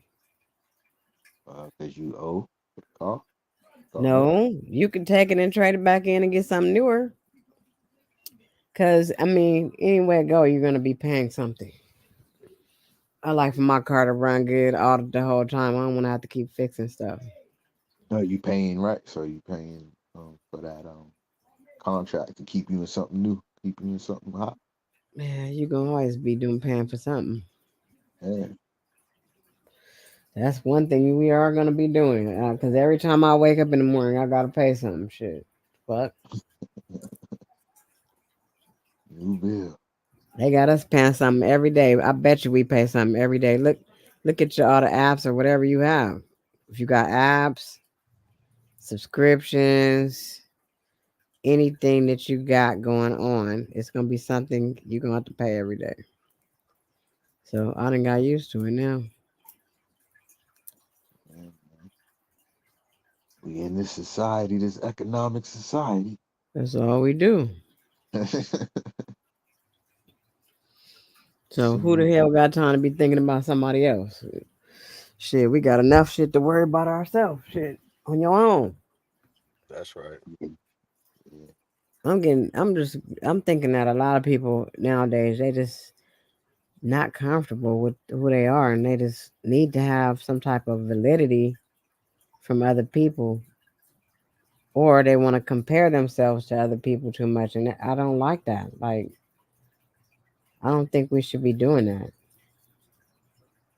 Yeah, I hear you. because my life is not your life, Arab Black. I can't compare myself to you. I don't know nothing about what you've been had to go through to do anything you do or whatever. So for me to come, that's weak to me. For me to try to compare myself to you, on what grounds I hear you. do we get to do that? Like, I hear you. that's half of the problem. That's half of the battle right there. Is just you don't know what somebody else is going through, so you can't compare or evaluate their situation by looking at your own. What's that old saying? What you eat don't make me shit. Yeah, you can't do that. There's no way you can really do that, and I think that's the unfairness that we all experience when it comes to other people. And I'm probably saying that because I'm thinking about like my son and some situations that he had to deal with, and people on the outside looking in at him, but not really having the empathy they need to have for other people, because you should always be able to put yourself. I mean, that's what empathy is, being able to put yourself in another person's shoes. And that's not what I was talking about when I was saying comparing. But if you could put someone put yourself in someone else's shoes, you can empathize with them on whatever they're going through. But that's not what's going on at this point. It's like a lot of people like to point fingers at you or find something wrong with you in order to make themselves feel a little bit better than you.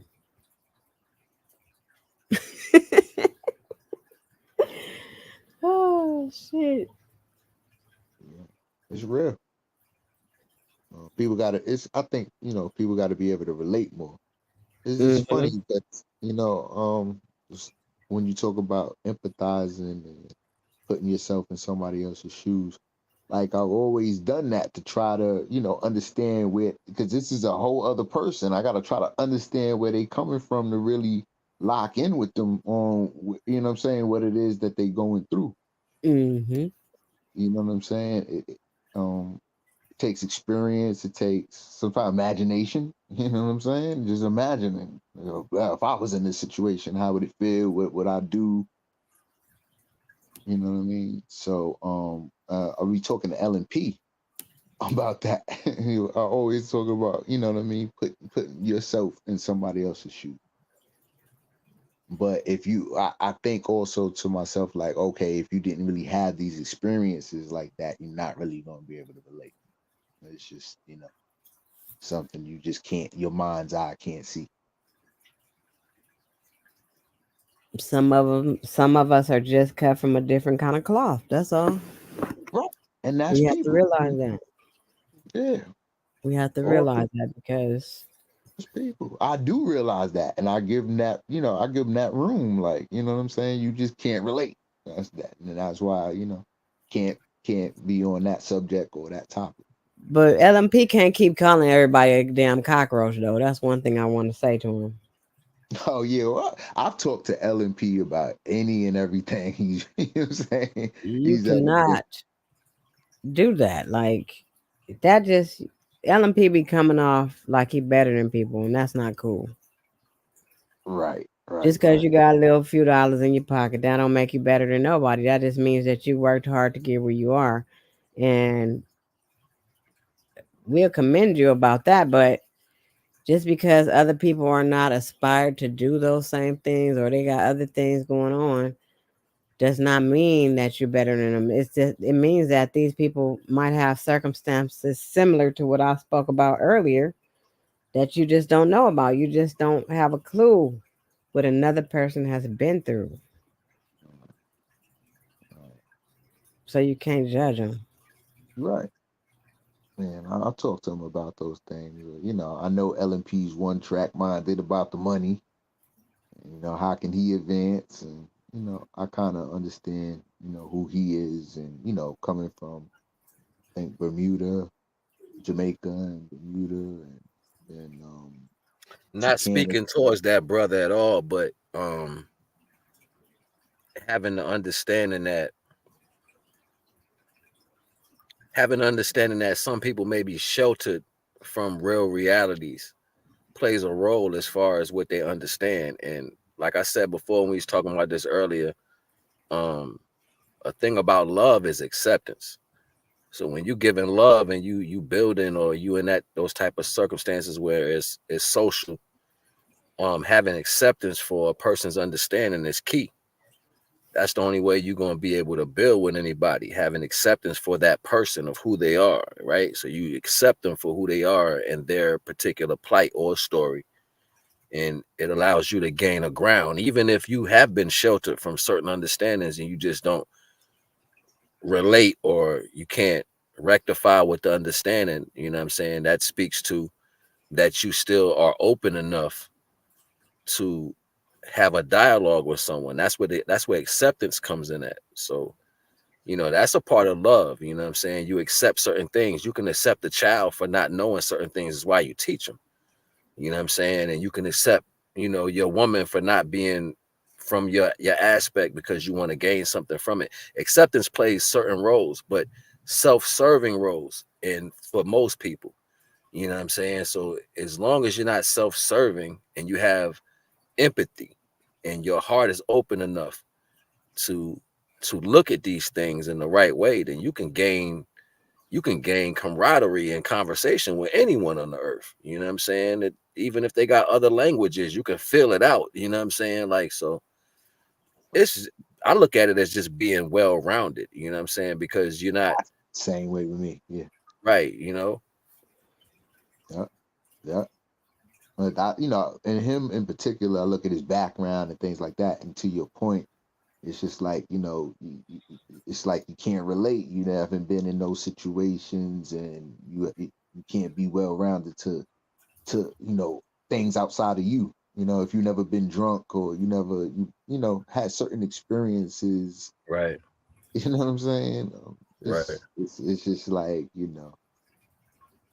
speaking foreign.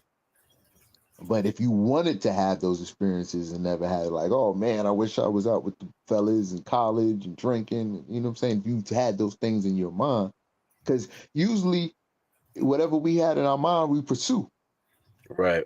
You know what I'm saying? So if you never even had those things in your mind to even, if that was a form of fun to you, then, certain things and to keep it 100, that's what most of our standpoints as far as negative interactions are based off. It's based off the wants. You know what I'm saying? The things that you go through in your life that might be particular from, somebody in your family, their experiences. So you say, when I get older, I'm going to do this. So unfortunately for us in this area, certain things like you were speaking on, drinking, going to college and stuff like that, those things have their own consequences, right? To certain values. Either way, moderation is the highest key of everything to understand how to experience life, but that doesn't sell people short of the value of having the rough experience of these attributes.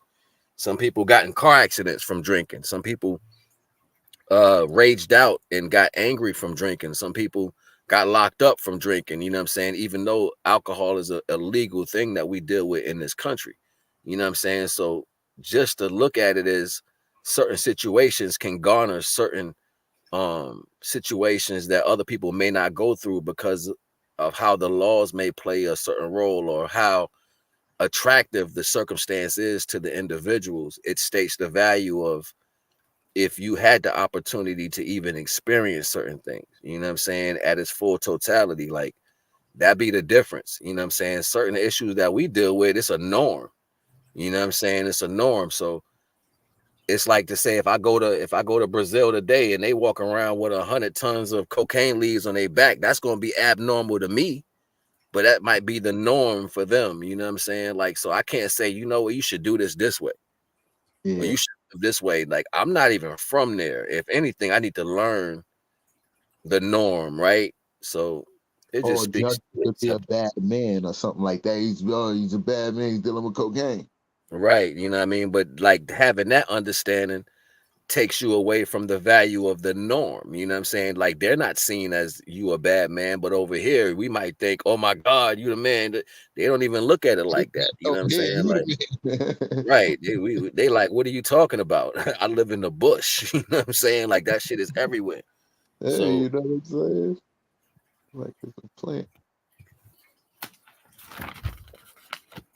But yeah, having experiences, being around it helps you understand different people and different backgrounds, because we all live the same type of life, basically. See, I think we got more of American experiences. He doesn't at all.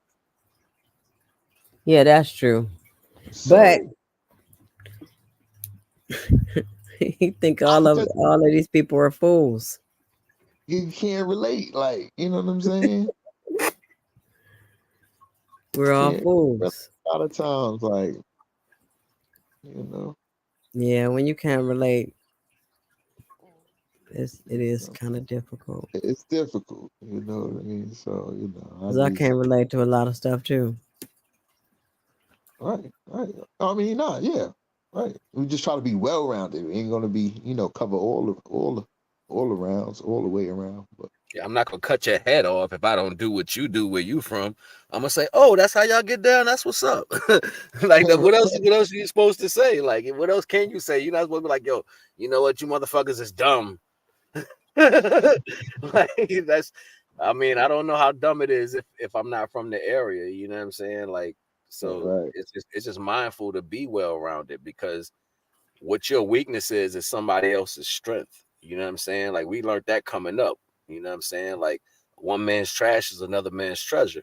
You know what I'm saying? So that concept, it spans over the concept of how people think in that aspect. You know what I mean? Like what that person struggle is not your struggle, but that doesn't separate y'all as human beings.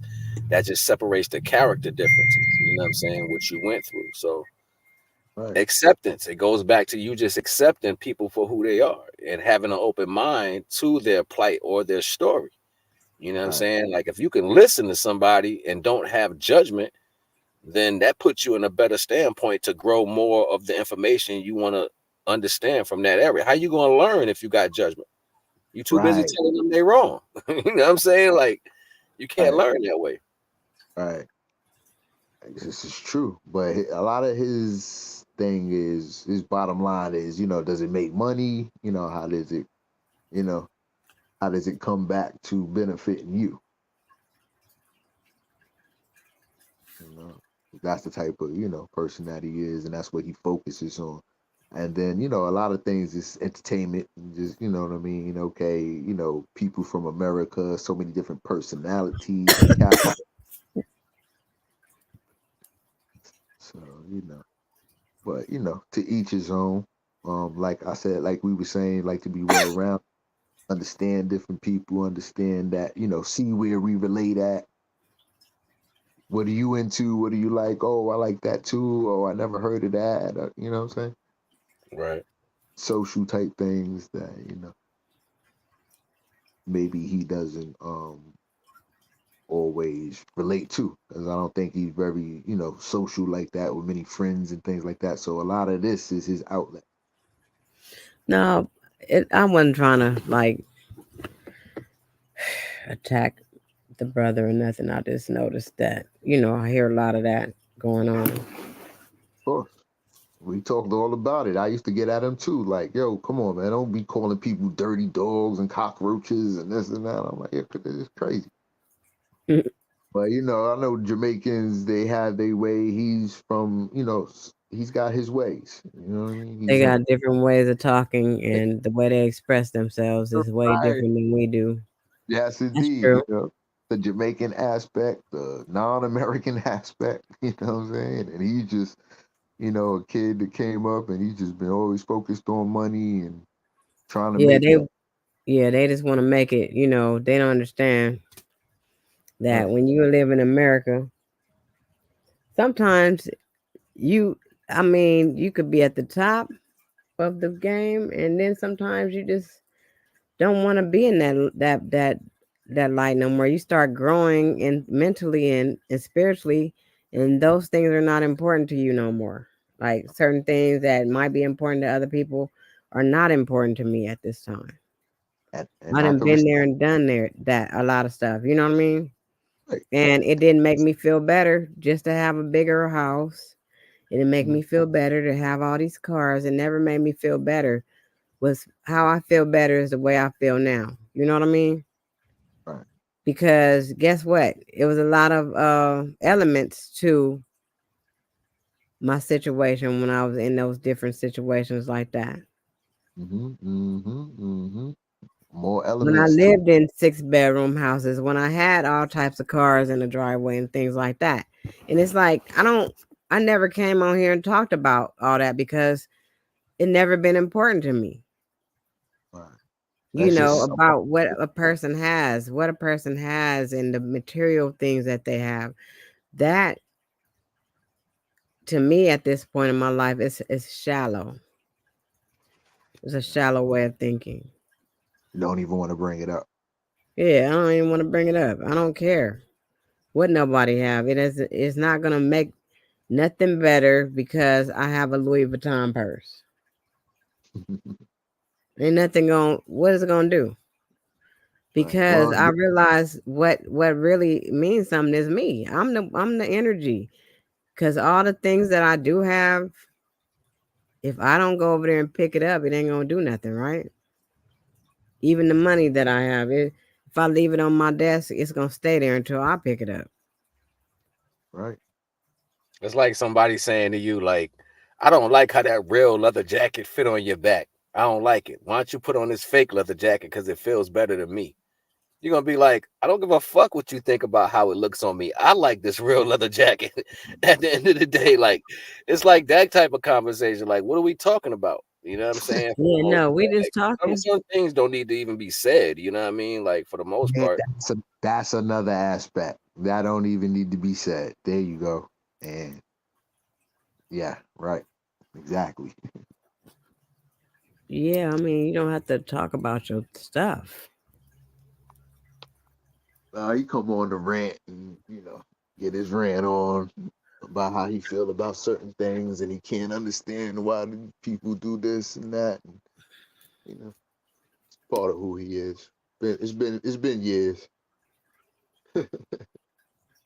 we wasn't, but see, and ultimately we wasn't speaking towards him. We only just, I guess, because you brought his name up earlier, but I just brought we his was already name up speaking about once. And, I was we're already talking about speaking people, about, period, now.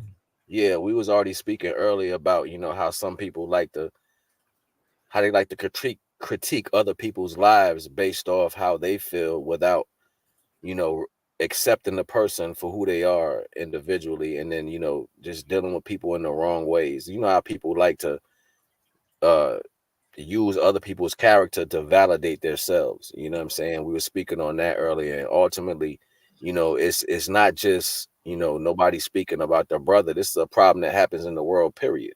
You know what I'm saying? Right. Some people just, it's not different countries. It's right here. It can be your family member. You know what I'm saying? It could be somebody you knew your whole life. I got a friend I knew over 25 years, and still to this day, I got to speak to him in a different way because his vernacular of how he speaks is how he understands. So if you say something to him in slang, he may take it the wrong way, right? So you got to be like real correct with the way you speak to him so he can understand. You know what I mean? Like, he naturally speaks a certain way. So if you say, "Yeah, I'm going over there," or around the corner, he'll want you to be more specific to the value. Like, turn on this street right here. You mean like that? Like, you might say, "Turn right there around the corner," and he's looking at so many different corners. He needs you to say the actual street name. You know what I'm Yeah. saying? Like, it's just certain people are like that. But he's been my friend for Specific. over 25 years. You know what I'm saying? And we have an understanding that he's just like that. You You know what I'm speak saying? it. You Like, know how to it's not speak to his down language. him, but that's just how he is. You know what I'm saying? So we got to speak to him in that particular way. So Right. that's what I mean by acceptance. Sometimes you just got to accept people for who they are and then learn how to deal with them accordingly, right? Then right, because you're trying to have communication. You're trying to Right, use language. Language is just we understand each other. You understand him right, and speak his language. right. If you want to, that's your man. 25 years. I wanna, you know what I'm saying? I'm gonna speak your language. I'm gonna But learn there's no, you. but in that, there's no controlling how you see someone with that value. That's not like saying, well, you know what, I don't like that about you. No, that's you attacking that individual at that point. You know what I'm saying? Like, because who cares if you like them? You're Right? talking to them because you want to have a conversation or camaraderie. Exactly, So exactly. it's I based was off trying to you, communicate with you, right? So right? So as long if as I that's what you want understand to and you do, understand, right? right? You gotta have that. You gotta have that balance of acceptance with somebody. You can't say, "All right, I want to talk to you," but then I don't like nothing about you. That's not how you get a conversation with nobody. That's gonna make a motherfucker be like, "Well, fuck you then." You know what I'm saying? Like, that's gonna be Right. the energy they're gonna give. And anybody would do that. You treat a Ex- dog like that, a dog's gonna treat you the same way. Feed a dog for a couple of days and then beat his ass and say, "I don't like the way you fucking sit around and eat the food." The dog gonna say, "I don't know if I should eat your food no more." Exactly. You're gonna be contemplating that all day. Like, hold Right? The on. dog gonna be like, "I don't know if this motherfucker gonna hit me or not." You know what I'm saying? Like, Exactly. that's a normal universal. That's a normal universal communication is acceptance. So, like, if you can't accept people, you just basically telling somebody without even saying it that you don't want to fuck with them like that. And eventually they're gonna see that in you because you like negative energy doesn't carry well, it doesn't age well. You know what I'm saying? So you got to think about that. Like, even a child, which is more innocent and hasn't experienced much in life, treat them wrong and watch how they be around you next time you come around. Scared. Exactly, because of the energy you gave off. You can't You can't say, well, I'm gonna do this and people just gonna accept me. No, people are gonna walk away from you because they're gonna see that your energy hurts. Your energy delivers pain with it. So why would somebody want to accept that on any scale of life? Ah.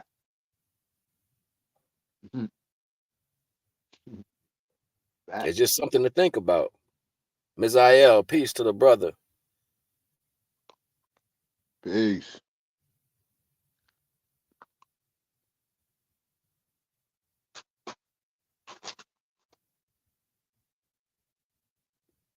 You know, I think when we become adults, it's a responsibility for us to carry ourselves like adults around each other. Like, why are you coming around somebody if you don't like them?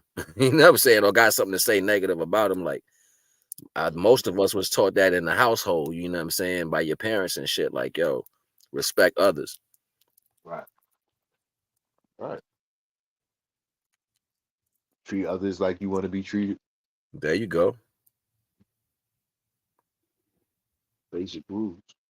And these are simple lessons that you can carry with yourself. You know what I'm saying? Like, it's just about being a man, you know what I'm saying, at the end of the day, and being a woman at the end of the day. Like, you got that respect, right? So you're going to show it in your actions.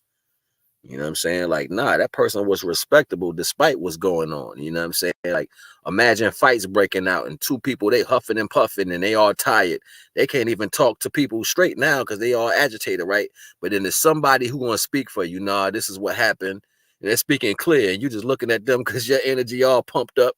You can't say nothing, but they speaking for you at that moment. You know what I'm saying? Because they understood the situation between the two people. This is a moderator, a mediator. We are all this, and we're all this in a full over-rounded value. So even when we speak about other people, we got to have a level of respect to how we transmute that energy. You know what I'm saying? But how can I engage with a level of negative energy that's not naturally self-serving? It has to serve the self of everyone. You have to be that individual who speaks to a value that has a moderation in it. So how are you speaking? Like, how do we side with that? That's like saying we about to go murder everybody. Yeah, come on, we with it. Just because that's your plan.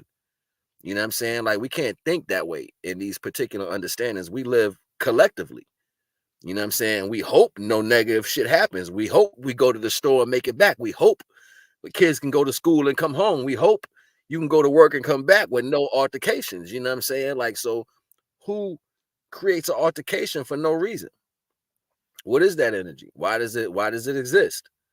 You know what I'm saying? Getting to the root of that, it speaks to volumes. Most people live like that. You see people go out in their day, they can't get through their day without starting some bullshit.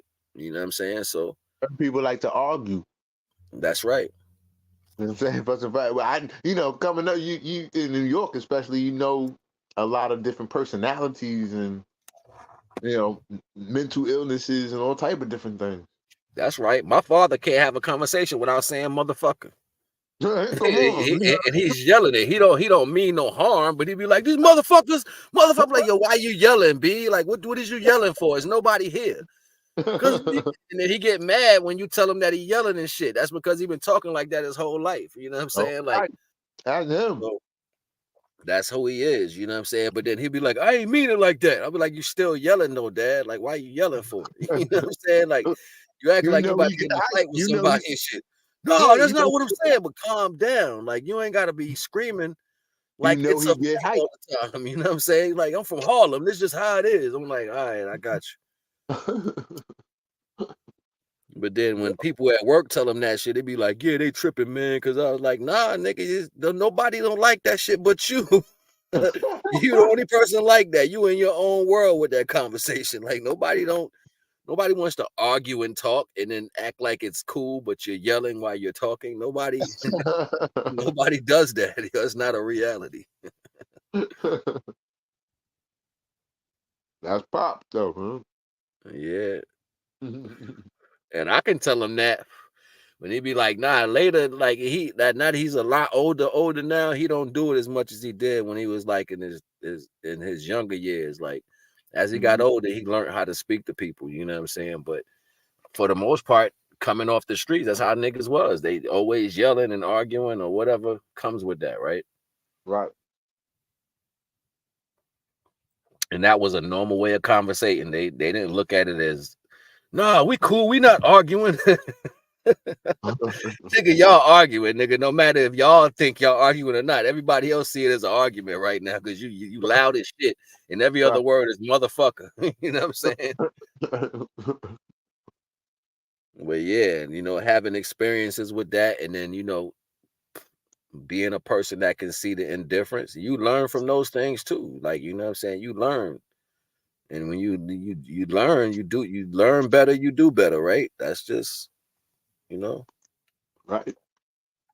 Unless you self-sabotaging or something. There you go. So then that goes to the question, why be that way? You know what I'm saying? When you know it doesn't bring a good outcome. You know what I'm saying? Like, that means you're not listening. Right. You know what I'm saying? You willing to throw away relationships and friendships because you just got a personal way of looking at things. You got to be willing to open your mind and have that, that acceptance for everybody. Because like we were speaking about, it's going to be different for everybody, So how you going to communicate unless you got that? Right. To one of your points earlier, like people start wars with different people so that they can fight it out, and then you come in and sweep up the resources and stuff after they kill each other off, or Right. or Right. different tactics and different reasons why you do things. You know what I'm saying? If you got plans for something. I don't know how accurate it is, but I heard when they had the Pearl Harbor War, they said that the president of the time called over to the Chinese president and asked him what would happen if an American plane flew into their airspace, and the guy said we would shoot it down, and he said okay, and then they flew a plane over there and they shot it down, and that's what caused the Pearl Harbor War. Like, they did it on purpose to put everybody into the recession, to take all their money and their land, and they took all the houses, the money, and everything because they made people believe it was a war coming. Ms. Ayel says sometimes people don't mean to argue or don't realize they are right. It's a fact. But in these days, you got to mean what you say and say what you mean, because everybody else don't know. Yep. We trying, you know what I'm saying? We trying to understand, but trying to use the English. We trying our best to understand and build that camaraderie. Trying to make you understand, trying to get it across to you. Gotta be able to pick it up. And if one of your traits is not listening to nobody because you only see what you say, how we gonna have a communication? You got to be willing to say, nah, all right, I understand what you're saying, or at least let somebody explain it to you. You know what I'm saying? Like, you got to be open for that, so. Right. No, I really just want you to listen to me. Right? Mind's eye. Salute.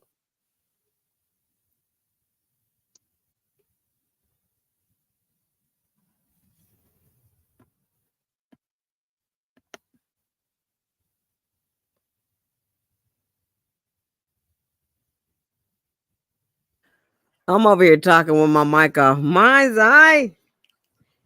We really ain't finna go nowhere now. I thought I was finna leave, but mind's eye here.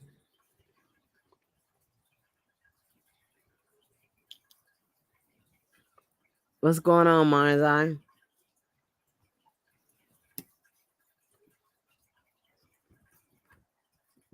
Why y'all quiet? What's going on with Mind's Eye? Hello? Mind's eye is the homie. It's a HOTC member.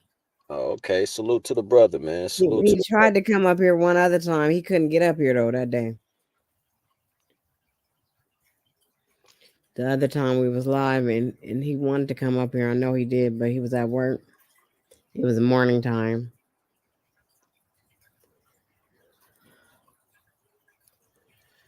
Sometimes I do wonder, though. I do wonder, what is it going to take for us as a culture to just care enough just to give a damn? You know what I'm saying? Like, to care enough to give a damn.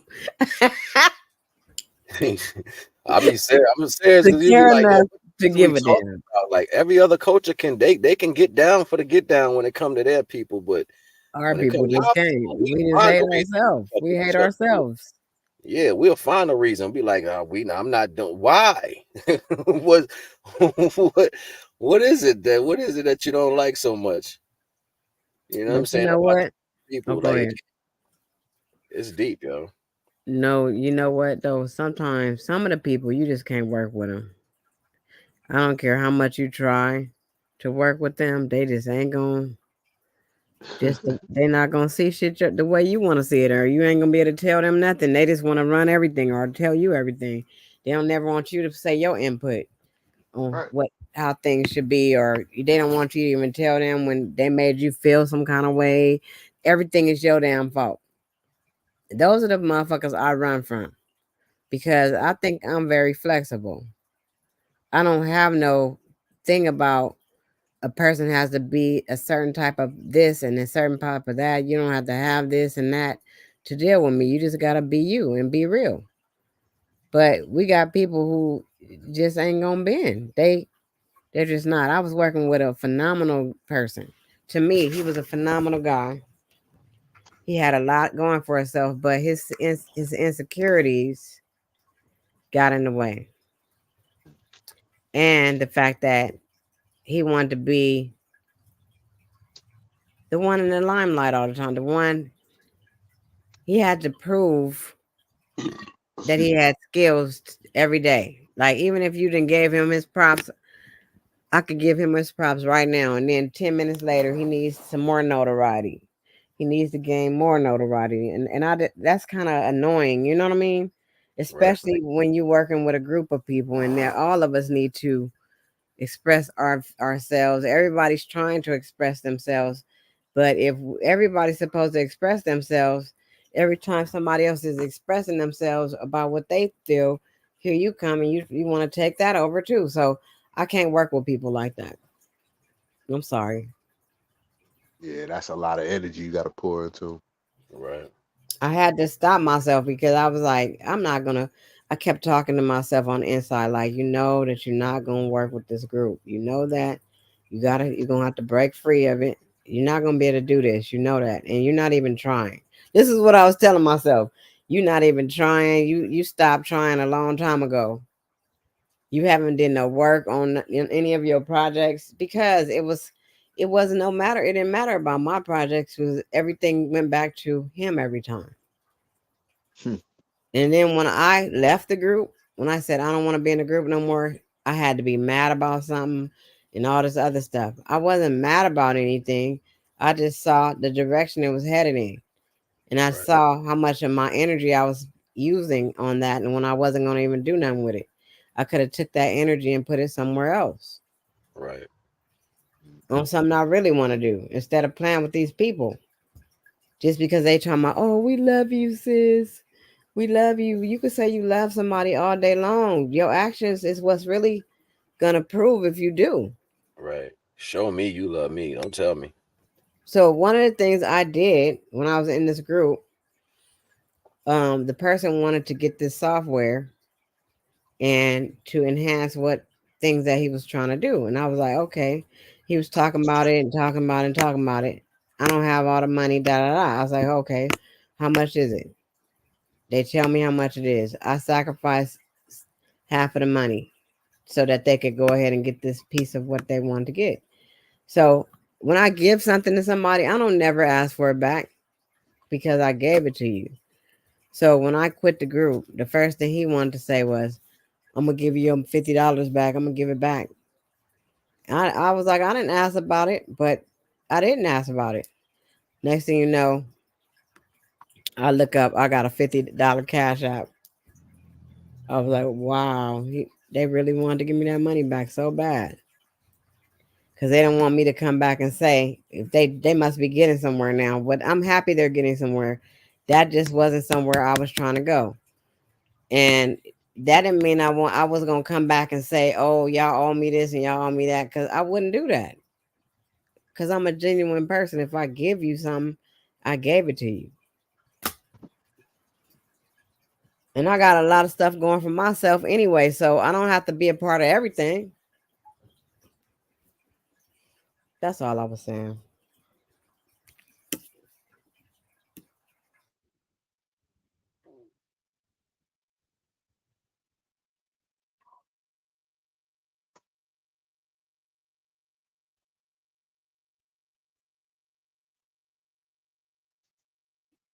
Damn, it got quiet.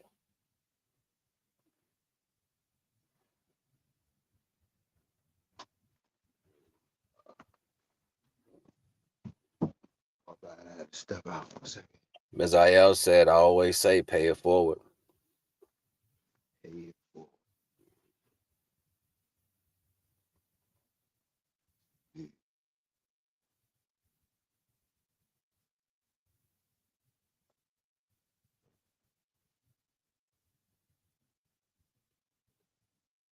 You know, sounds like some people just don't appreciate when people good to them sometimes, I guess. Mm. You know, like one thing shouldn't have to do with the next. You know what I'm saying? Like, all right, I'm gonna give you $50 back because this is whatever. I mean, sounds like a personal issue. It was a personal issue. That's all it was.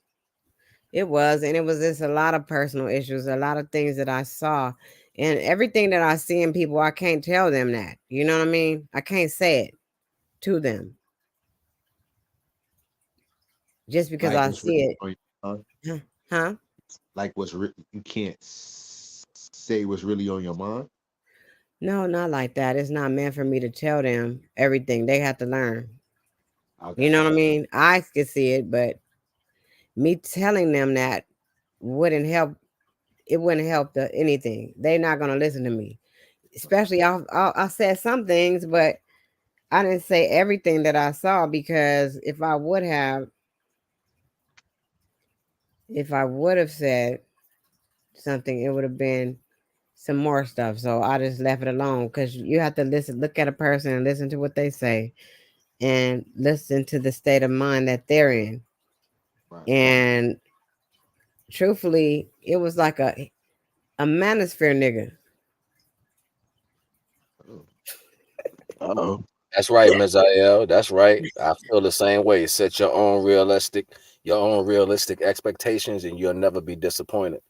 That's a fact. I ain't disappointed about nothing. I'm just saying I knew what was happening in this situation. I saw what was happening.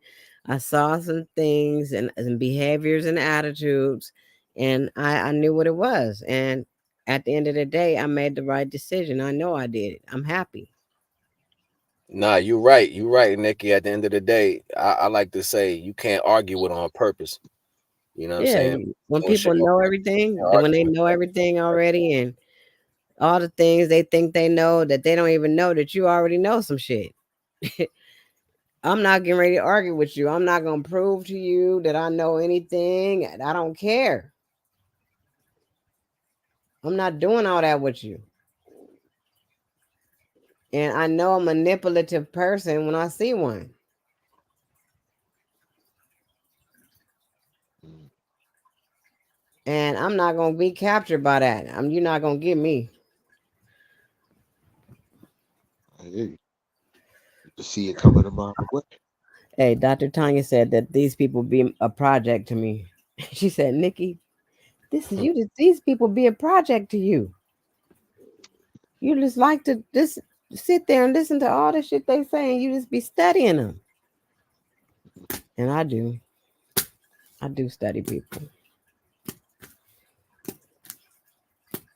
I've seen a lot over the past few, like this year. This is past year. This has been a year that I've actually saw so much. A lot of truths revealed. Mm-hmm. Mm. Yep. Open the mind. Open your eyes wider. See a bigger picture.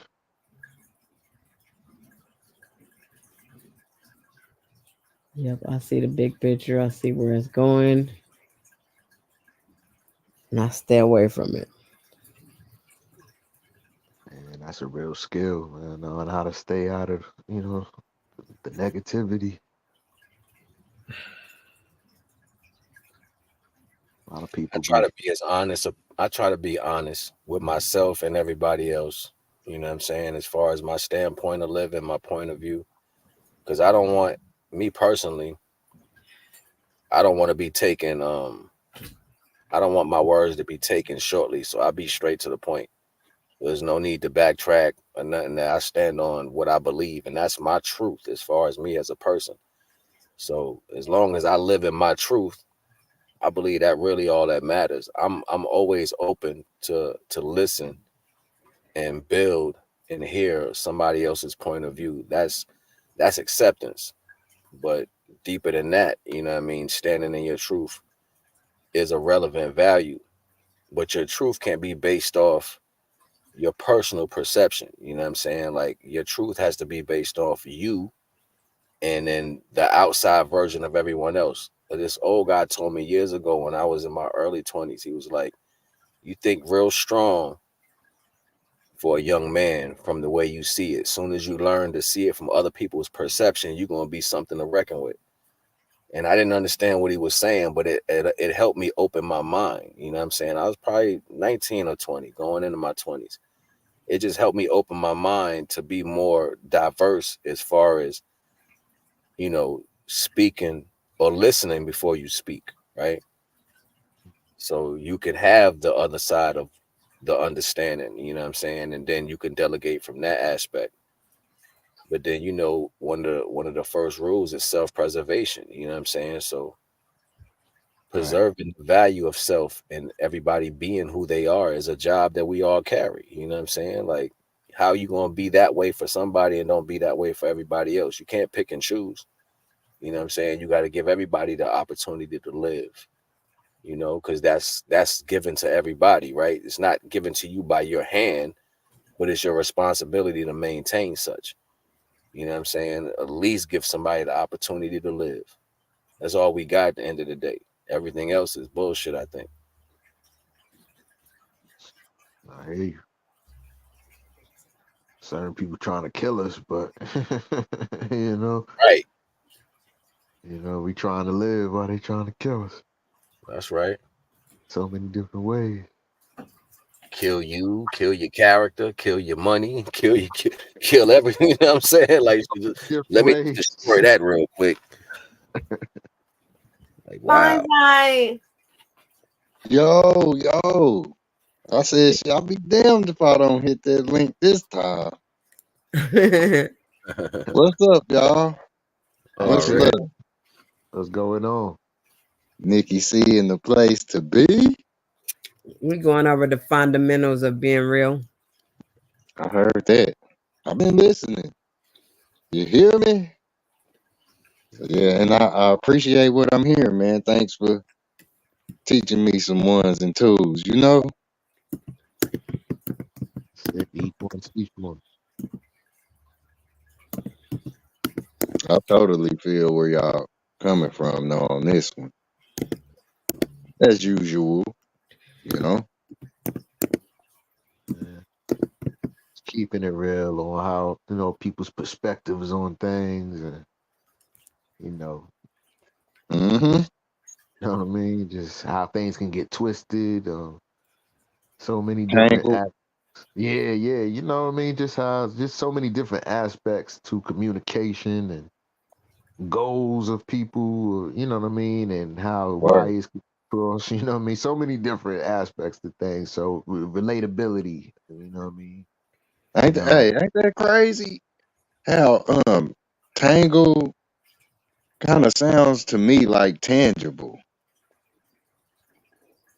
The tangible things that's say touchable, Right. and that is for sure where a lot of us, say the people of the world, where they not true or they not real with they self, we be tangled up in some shit with them. Mm-hmm. That's a good point. You know what I mean? Yeah, man. Much love to y'all though, for real. Yeah, much love, man. Much love that, man. Just trying to build and come to them higher understandings, as we navigate this wilderness out here. Woo, talk about it. No, that's a fire point because you can definitely get tangled up in intangible things. Trying to Right. control all the physical things that you can touch and your point of views on it can definitely have you tangled in your mind. But then that goes back to, what I'm saying, having a focus. Most people can't focus on one thing. They got to focus on 1,000 things and then they fall short. Right, Mm. right. Right, I Especially set a goal. Right, I set a goal. You said focus. Right, something that we trying to do. What we trying to do here? right. So not for Right. nothing, they got practices in meditation that when you meditate and you can light a candle and look at the wick burn and just watch the little black spot inside the fire. See if you can focus on that longer than 5 minutes, and then make it 10 minutes, and then so forth and on. You know what I mean? It helps you strengthen your focus. But with today's Mhm. social media and everything going on, people can't focus no longer than a few seconds. Right. So it kind of messes up the character wherewithal that comes with each individual, and then you start seeing people change in the different values that is not accurate or is not real to reality. You know what I'm saying? It's almost like somebody plotting and planning to bury reality. You know what I'm saying? And that Yeah. ain't and not when people got their own minds. Whoa. You know what's it? Look, ill. Like ill go with real. You know, uh let, let's not forget about the electric eel, because a lot of people do end up shocked when they meet the kind like ourselves. You know, everybody that's blessing this panel right now, I'm pretty Here you sure that go. y'all shock people as you move through their environment, And they Mhm. also feel ill when they hear the real. You already know the vibe. Here you go. Yeah. Yeah. Much love to you, Nikki C. Real time. You know it. That's it. I came along that conclusion, y'all. Like, you know, say real is tied to the fishing pole, and that's, the There you catch go. you call.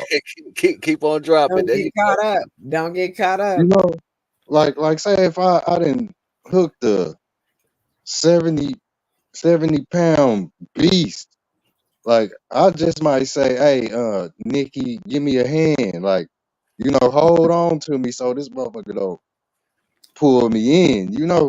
Right. But some on the end of this, the other end of this fishing pole, and this real as a mother. You know, That's like, right. we all gonna be on this reel trying to get this tangible whatever it is on the end of that mug. That's how I look at real nowadays. Say the last 2 years of my life, like I done just got rid of the real with the A in there, and I'm reeling it in like the fishing pole, like I caught something. I feel you. That's how cause like say where we all pull it out the water, whatever it is, I get that's it. what's tangible. I can You dig it. know, I can dig Mhm. it.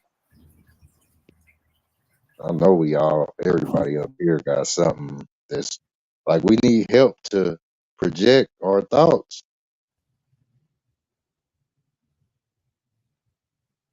Facts. Yep, Some type I'm gonna land right there so somebody can help me.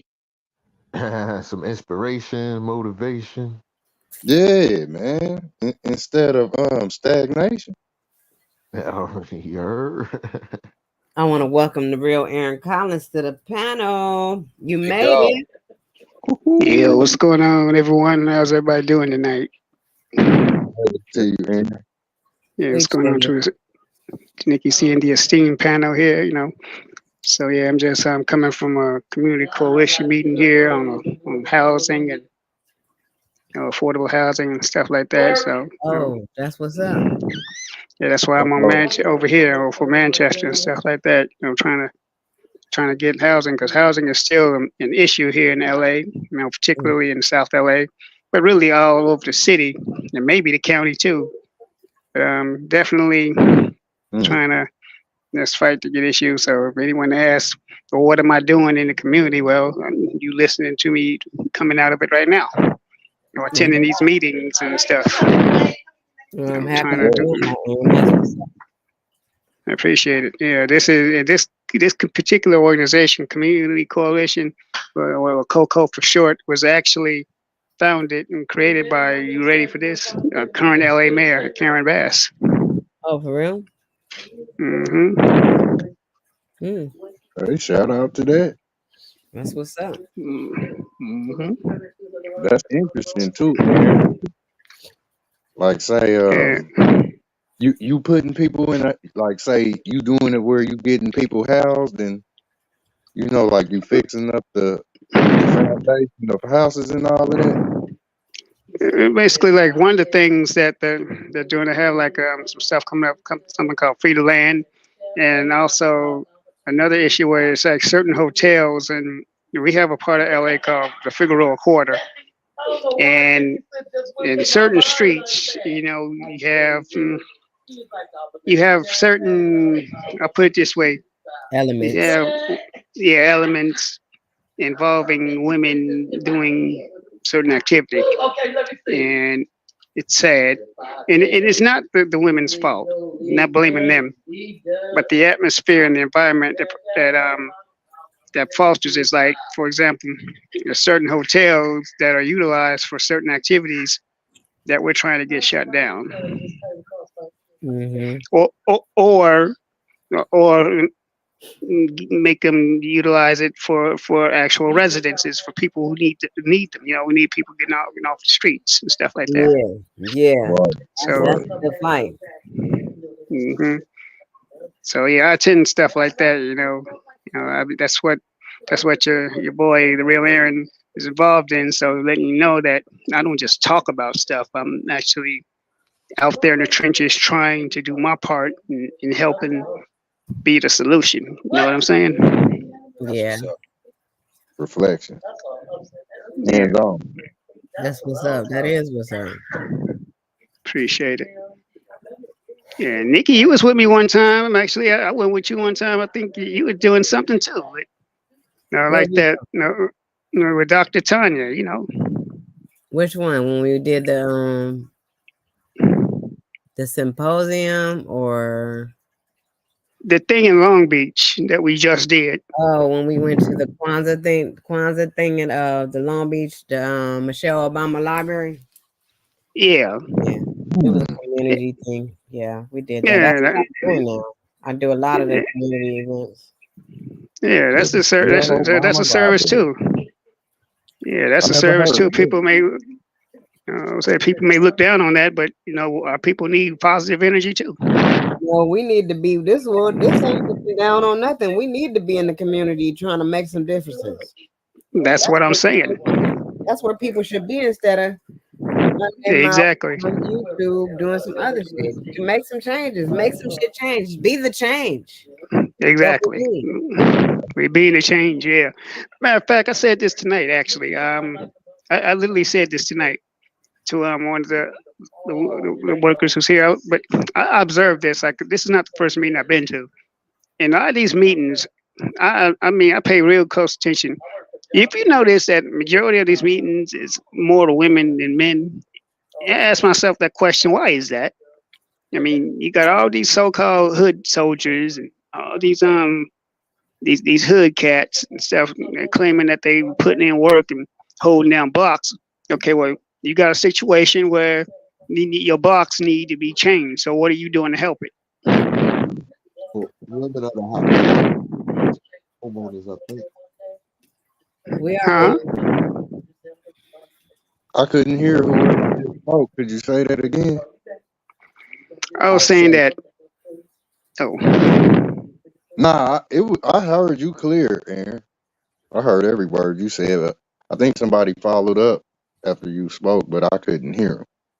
Yeah, my bad. My bad. I was saying that I think women are the majority homeowners. So that would be a reason why they would be the ones coming out more. Mm-hmm. Oh yeah. Last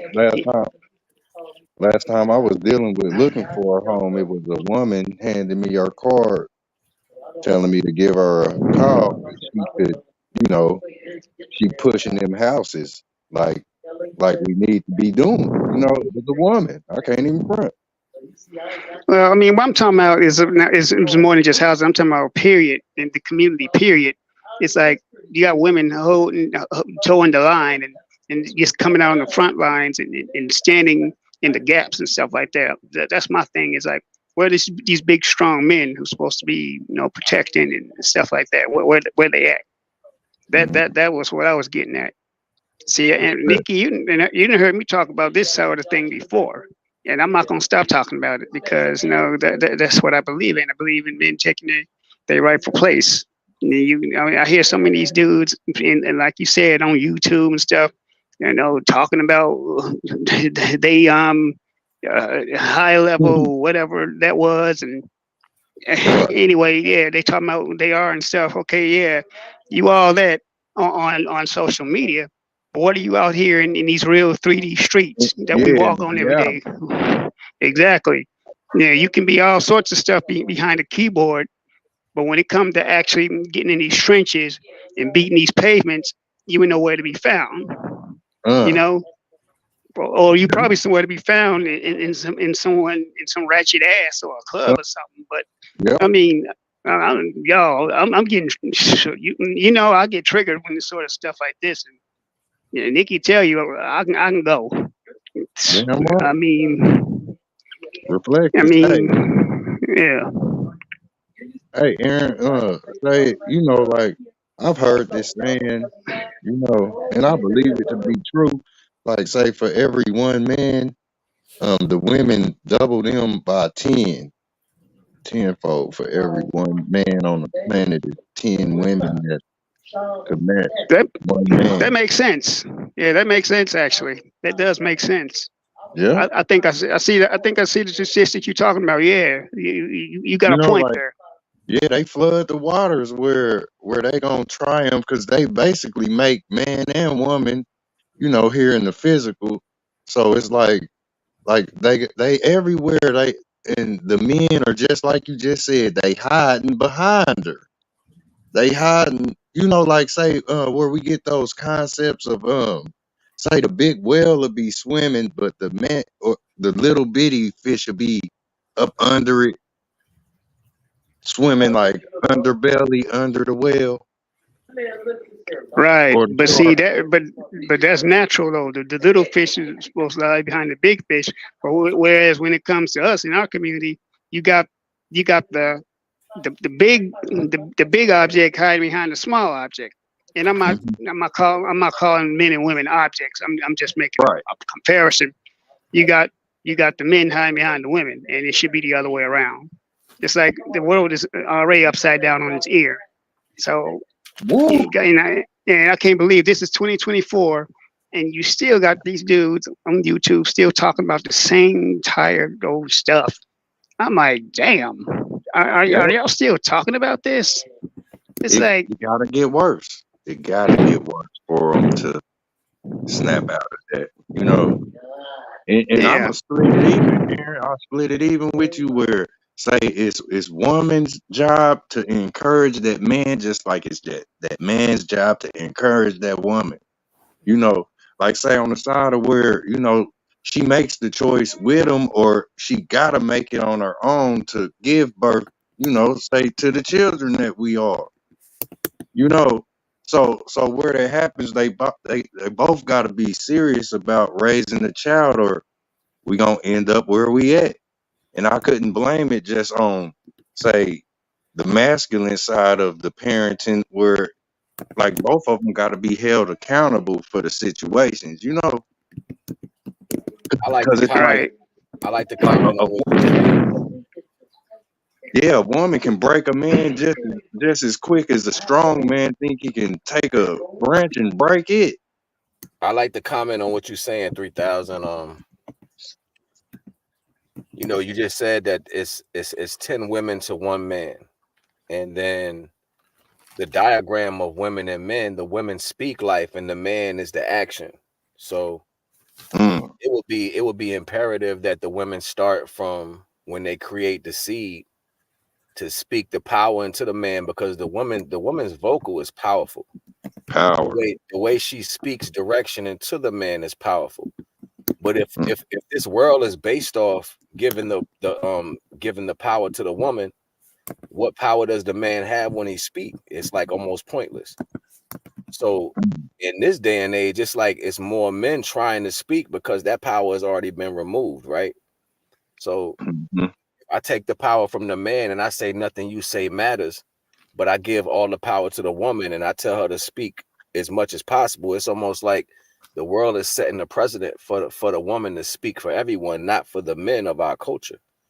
So it kind of goes over the heads of the men. So we have more confused sons coming up than we have misfortune women. So there's more women that can collect the value of the tangible things than a man can. So then that's where the power of the man goes. The man is going to speak to his own level of what he can obtain as far as power, and that's left behind as the streets. So then the streets is saying, this is when they speak from the street perception, they're saying that I'm powerful here. This is where I'm powerful at. So this is where I'm going to speak to. If you gave the opportunity for the man to be of ownership in all bases on an equal playing field, there will be more vocal men speaking in those values. But I think that's systemic. I don't think it has anything to do with why the man won't do it. I think it's just a plan to keep the man where he's at. And ultimately, we see that by the circumstances we got to deal with every day, the small things. Look how many things you think about, and then think about a man who's brought down so low to where only thing he can think about is his everyday needs. He's not thinking about structuring no community. He's trying to make sure he can eat. You know what I'm saying? So like to look at that as a value, and then knowing that the women's army is 10 to 1, it kind of defaults his own purpose. Right. And that's true. You know, say cause it's like say you know, say halfway if you slip and you fall down, you know, like say you know, say if you was swallowing food, you know, once it's halfway down that throat or it's, you know, it's go on ahead and swallow it. You You eat know what I right mean? now. Don't you know what I mean? Like where people lose they self or they just drop everything, because that is what a man to do. Like you know, a woman say, why you ain't fight for me? But where like, damn, I gotta fight. You know what I'm saying? It's like the arguing and all of that happens between her and him in the relationships, and they wonder why he, you know, say, hey, fuck it, you know, because it's like it ain't worth it where you don't hear it anyway. You know, say the woman still leave where you put up that fight to keep her to, you know, try to get her to stay. You know what I mean? But she still leave. And that's where a lot of men then got in the world where they don't even fight for her anymore. You know what I mean? They Right. let her run off and get the other girl. You know what I'm saying? Or say fuck the world and just let everything crumble. You know, because they feel like that's what I feel like as far as my purpose for a man. You know, we are here to build for you and do all of that stuff that, you know, our muscle or our existence is worth. But it's like if you don't want that, you know what I'm saying? And That's then how the men to do. We let it go. on top of that, having the options taken from you to even do that. You know what I'm saying? Like, so how do you practice that integrity? How do you like you say it, but everything that's said has to be practiced so you can have it as a strength. So if you're not even working those particular muscles because it's not accepted or it's not wanted, when it's time for you to stand in that type of energy, you don't have the wherewithal for that. You're sitting down like, all right, I hear you, but that's not what I've been doing. And it's not like I can't do it, but give me an opportunity to be the best boxer I can be by keeping me in the gym. You know what I'm saying? For the most part. So if we don't have that opportunity to be the leader, how are we gonna lead anything? Like it's a catch-22 to it. Like if you don't want to get Yeah. out the way, how you expect me to stand in that place? And Damn. Yeah. if they keep giving you reasons to stand in that place and for you to look at me as if I'm not important enough to be that, then I'm never going to be able to show up for you. You've already told me with your words I'm not important because I'm not gaining what somebody's willing to give you unbeknownst to the situation that I'm standing in. So if somebody sees lack thereof, that as a man, I'm lesser without my family, I'm lesser without the mother, I'm lesser without the life-giving words of the woman, how am I ever going to be anything great? That right there is the universal connection. We wasn't put here to make no mistakes. You know what I'm saying? Like this, we was put here to combinate the two values together. I'm stronger when you speak that life into me through pure unconditional love. And if you're Yeah. not doing that, what do you expect me to do? Mm. You expect me to do it anyway? I mean, it goes on the other side. Like if we look on the other side of the foot, a man who treats a woman wrong or disrespects her, and then they having babies and they're doing, eventually she gonna leave this man because she gonna say, I'm not getting what I need from him. Why is it any different for the man? It's just something to think about. Like we're not doing this. We're not doing this from birth. You see mothers today raise their children or their sons based off the value of how their man treated her. Right. So then they telling that kid what he's not going to be, or you remind me of this thing. And when he's the combination of both of you, he's not him and he's not you. He's the combination of both of you. So it's love that still needs to be put into that child so that child can be the best version of himself. But if you're going to take that away because of your personal experiences, what do you expect that child to be? This is we have to take responsibility for our actions from the elders down to the youth. You can't just say, well, all right, this is the opportunity right here. You know what I'm saying? This is what you got to do. Well, how's this person going to do that when it's not shown and nobody, there's no images of it. Images they allow us to give nobody speaking it. Or, you know, you can be a rapper with a gun. You can be an alcoholic. You can be a drug seller. You can go to prison. You see what I'm saying? And the images, they don't fit us with a back from the woman saying that's what you can be, or that's what I need you to be, or I know you're going to accomplish this. It's the opposite. So then when it's time for us to show up, we can't show up. It's like you can't have it both ways. You know what I'm saying? You got to have structure to come with that. Yeah.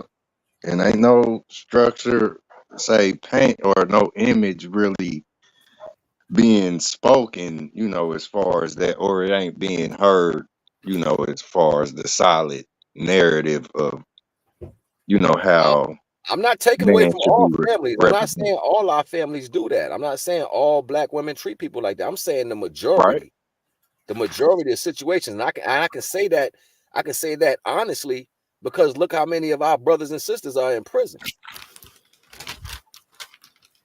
Man, ain't it it's a ghetto for real, man.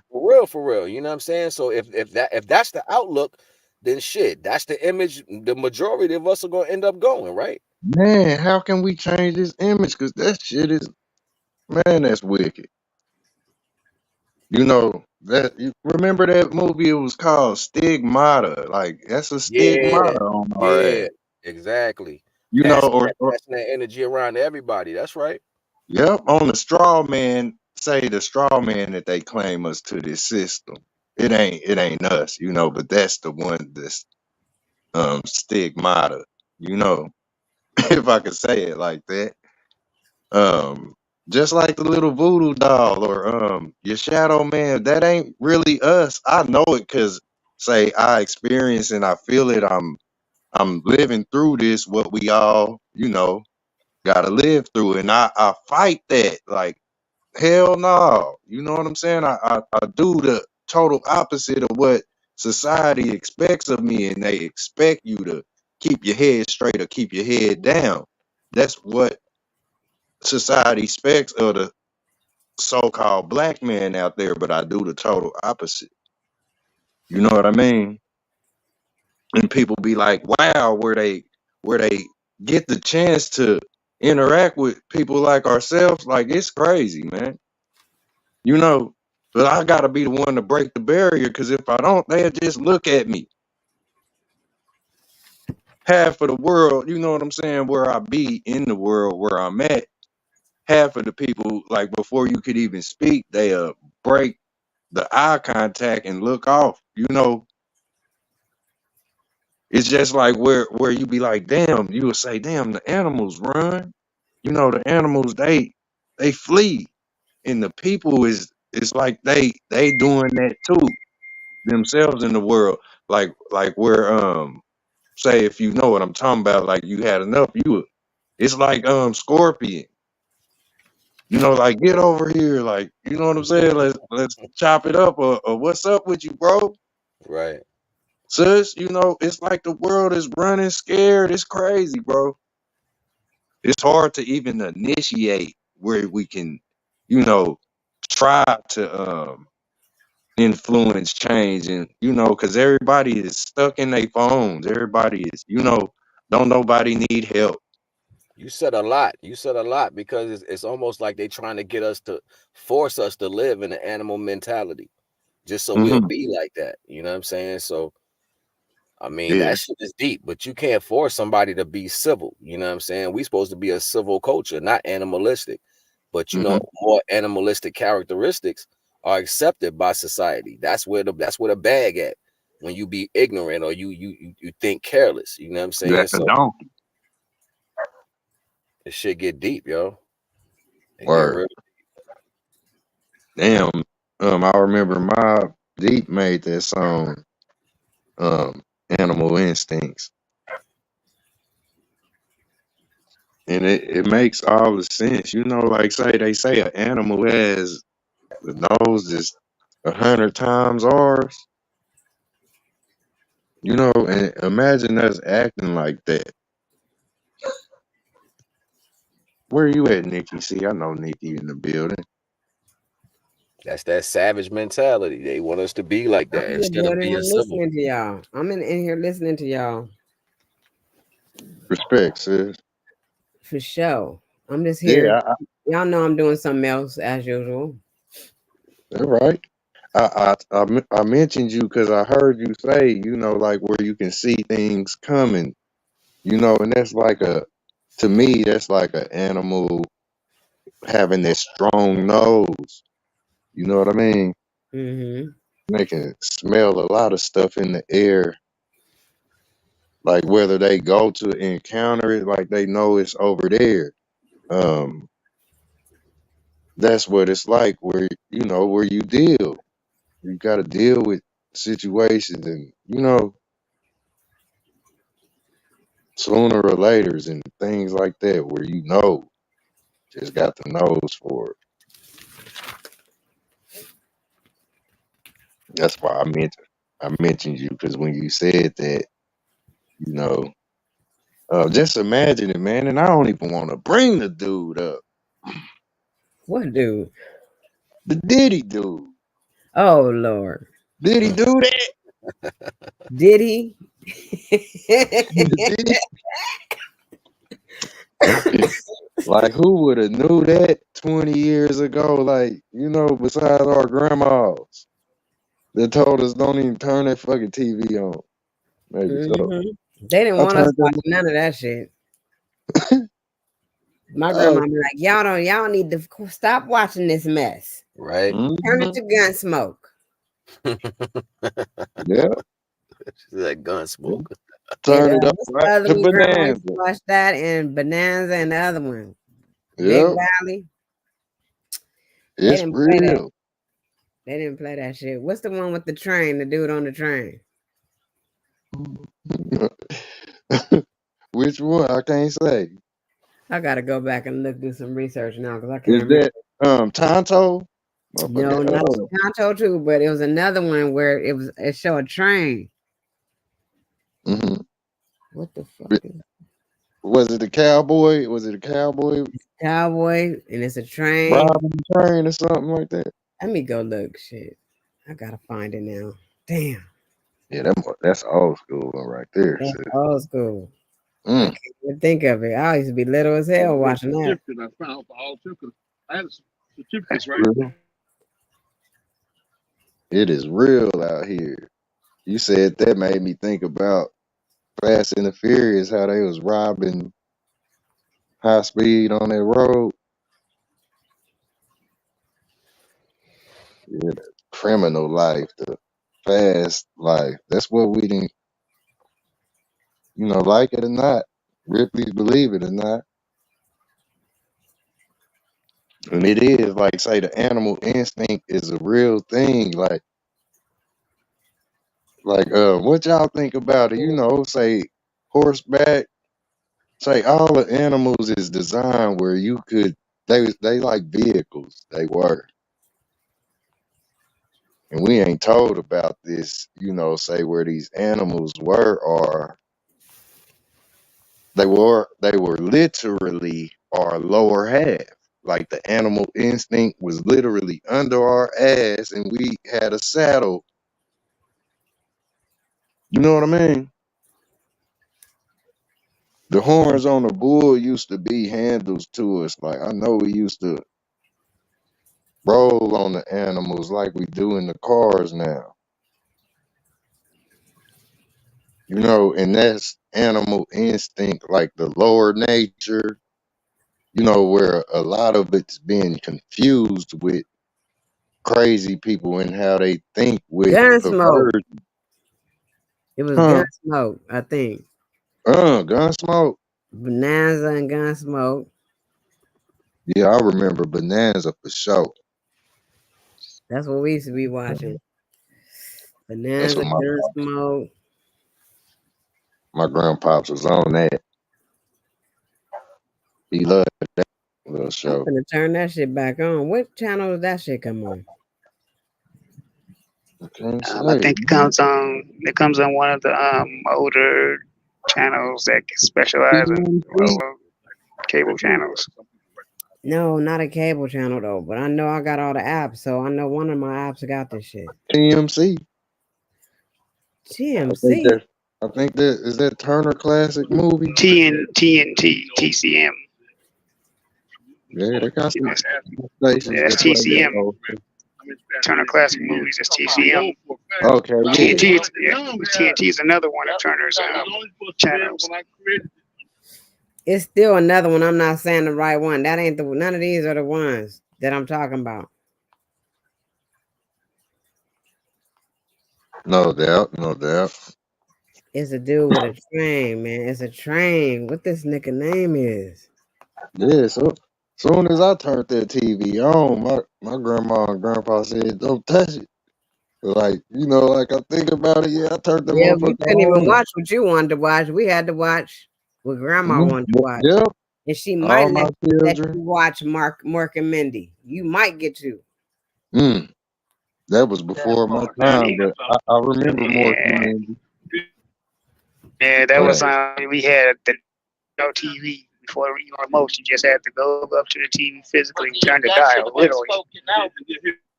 Right, the child was the remote. Now y'all can see why Robin Williams did that suicidal thing to himself, right? Oh shit! Can you imagine the pressure that man was under? That's the show that springboarded him into the spotlight. Mork and Mindy. Yeah, but when you think about it, now when you're looking at all the stuff going on in the industry, can you imagine? He couldn't live with himself probably if he was even involved in any of that. He probably couldn't even live with himself. Like I look at it like, say, remember the movie Juice? Remember Juice? They had look, on the TV they had that gray old school movies we talking about. I can't quite remember what the film was, but Tupac character loved that little movie. He was like, "That's fuck up to," It's all you gotta pick the day to go and shit. That's what he was saying. It wasn't Scarface. It was an older world. Yeah, he said that in it. You're gonna do it. Yeah, that wasn't Scarface though. That was another old movie though where he said he's on top of the world before he blew it up. Yeah, Bishop was watching that in Juice. He said he took his own destiny in his own hand, and that's when Bishop was trying to convince the other ones that's what we need to do. He was trying to convince them to do dumb shit. Dumb shit, just winging it. You know, like a bird with a broke wing. And that's what he ended up at the end of the movie. You know, his name was Bishop, and he became bitch down. You know, I'm tired of you. that's what he He did. became bitch down. Look, Tupac.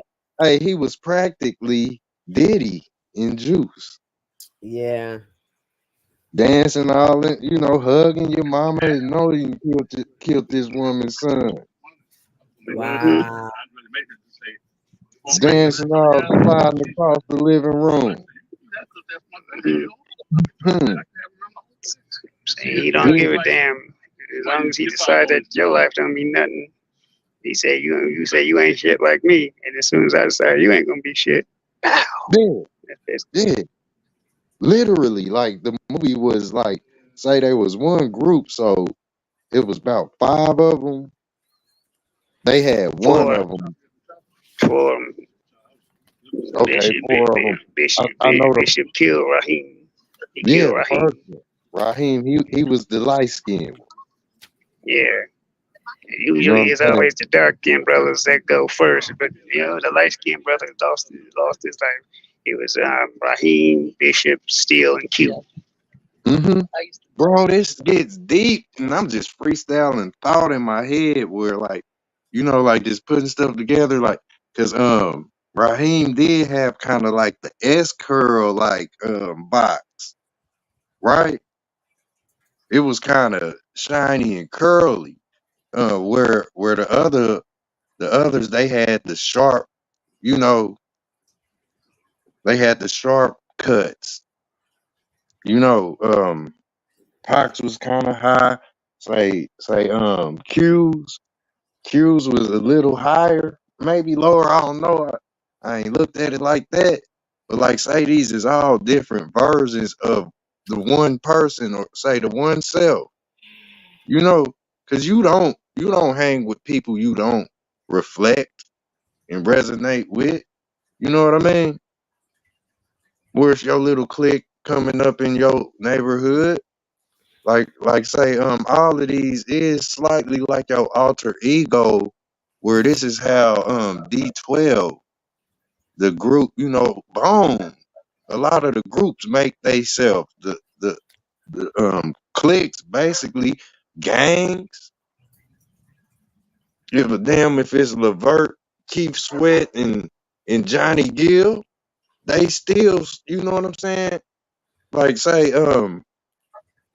where they come together, you know what I mean? Like say one out of them, you know, say one of them is a leader of the group, you know. Would y'all agree? Say that one more time. Out of all groups, somebody got to lead them. Somebody's the leader. Even if you ain't, the people will look at you like you the leader. Be like, nah, we all even. Like, you know what I'm saying? But you, somebody out of the 5, if it's that many in the group, somebody gonna be singled out. Like you, the main one of the group. You know what I'm saying? You remember in the very first scene of that movie in Juice, they had Raheem with a red jacket on. They had his baby mother with a red jacket on, which signifies the red chakra. But they was arguing, and she was holding the kid, right? She was holding the kid, and the kid was watching them argue. So then the next scene or whatever, I think it was her with the other dude. And I think they had on black jackets in that scene, you know what I'm saying? But when you look at the red chakra is supposed to be risen from 1 to 9. That's your highest aspect in each chakra. It's 1 to 9 in each chakra. You can be on the low level, or you can be on the high level of that understanding. So they chose to put it in the movie as a disrespect, right? So they arguing, they fighting over the kid. So automatically it branded in the minds that you can do that with your connection. You can break your Trinity. And the Trinity was formulated by the mother, the son, and the husband, right? So They were Yeah. showing how that was split and how that can actually look as a certain type of thing. So then people wouldn't come together that value. That's what I be calling systemic warfare. How they be planting shit in people's minds. And then, you got the youth watching that. And then Yeah. later in life, they arguing in the streets like some damn movie and shit, right? When they ain't even supposed to be a part of our culture, but you already know the vibes. Bro, yep, that's subconscious, where they take that in as they character, it's impressionable upon them. Cause like you just said, it is just like that. It's like say seals being broken where you will be exposed to the toxic individual that's spewing the madness. And then his homeboy said, I thought that was your woman. Remember that? They did that. They did that to make him feel some type of way. So now he looking from a distance, all sad in the face, while she ride off with the next dude. It was like he had to eat that. You know what I'm saying? So why would you specify on that so sharp unless you know what you're doing? Psychological. That's right. Real. Where the seeds will be planted, and because it was like that with my young life, where I could just freestyle and say my grandparents said, boy, don't watch that motherfucking TV.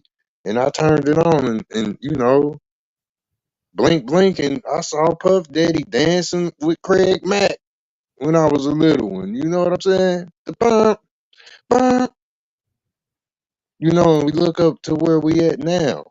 If you was watching the Tupac story or whatever, you remember they said after Tupac did after he did the Juice movie, he started acting like the character in the movie. It was like he changed after he did that movie, like he took on that role for real.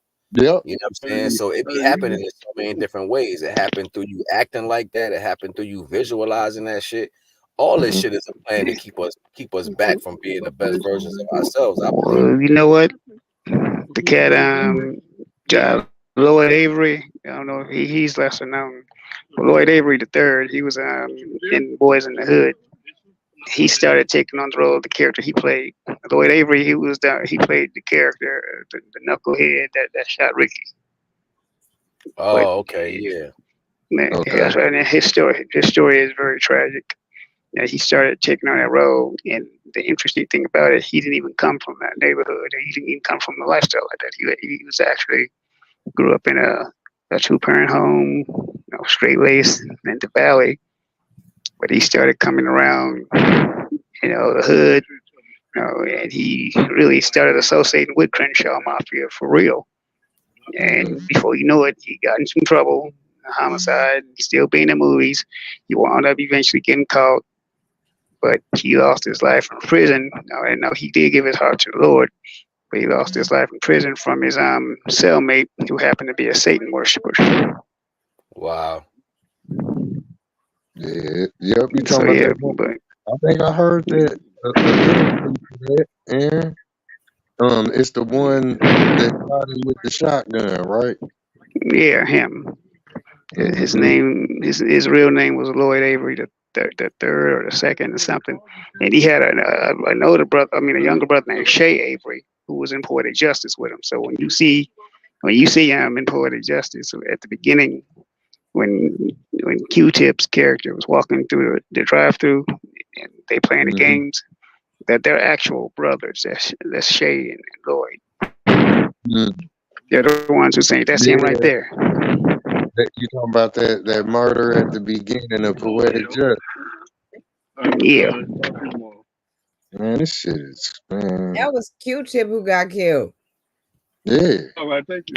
Yeah, I know that was Q-Tip, but the guy who killed him in the movie, his name was Lloyd Avery. Okay. Let me help you. No. That same drive-in they was at. Guess what I seen at that drive-in one night? Ice-T. Ice-T.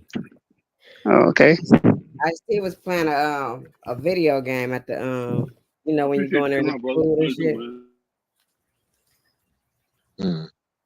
You know what's ill is when I seen Poetic Justice, it was at the theater. The drive-in, you know, where we pull our cars up and all that. Oh, okay.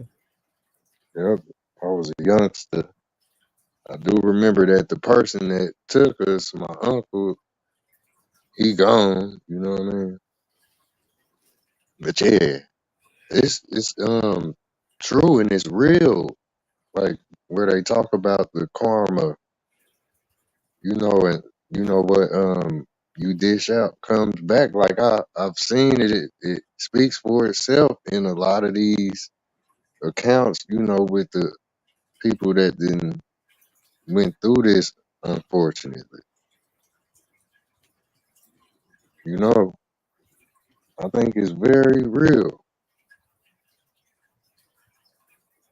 karma. That is. And it's Right. like where it's shown in the films, like yeah, they showing like you can't make it up. You know, It's like they tried to hijack it. They tried to hijack it just so we'll trip into it for no reason. You know what I'm saying? hmm Like, you know, if you don't see the images of what it looked like when you got great camaraderie and we working together and we succeeding and we can show what that looks like by the fruits of his labor, we ain't hmm gonna never do that. We only gonna do what they show, right? We only gonna migrate. And if they showing you bad shit in your mind, you're gonna be like, oh, it's not bad. That's just the actor. I could be an actor, but then you still be in the image of something yeah, that's not conducive of a for our culture. corporation. And so Like, that is so deep, bro. Like say, like where you seeing the movies and all of that. Like you know, like say it'll be blatant slap in the face. You know, like say Boys in the Hood, make a toy of Ricky getting shot in the back. Since we making toys that's tying to the movies that's being made inside of entertainment, you know what I mean?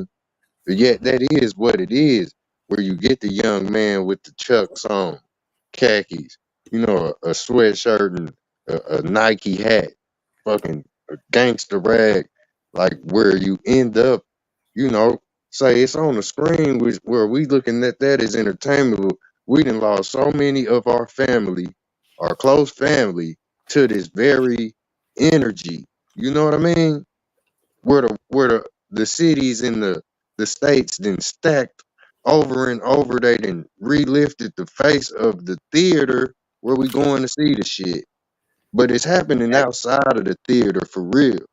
right, it goes back to slavery being a mental thing. See, Yeah, if we keep accepting all this shit and being entertained by it and promoting it by spending your money there and all this other stuff, yeah, then ultimately we supporting the value that holds us back. yeah. Long as we keep saying yes, everything that's supposed to be for us is saying no, because that's not how we supposed to get together. That's where the magic working, bro.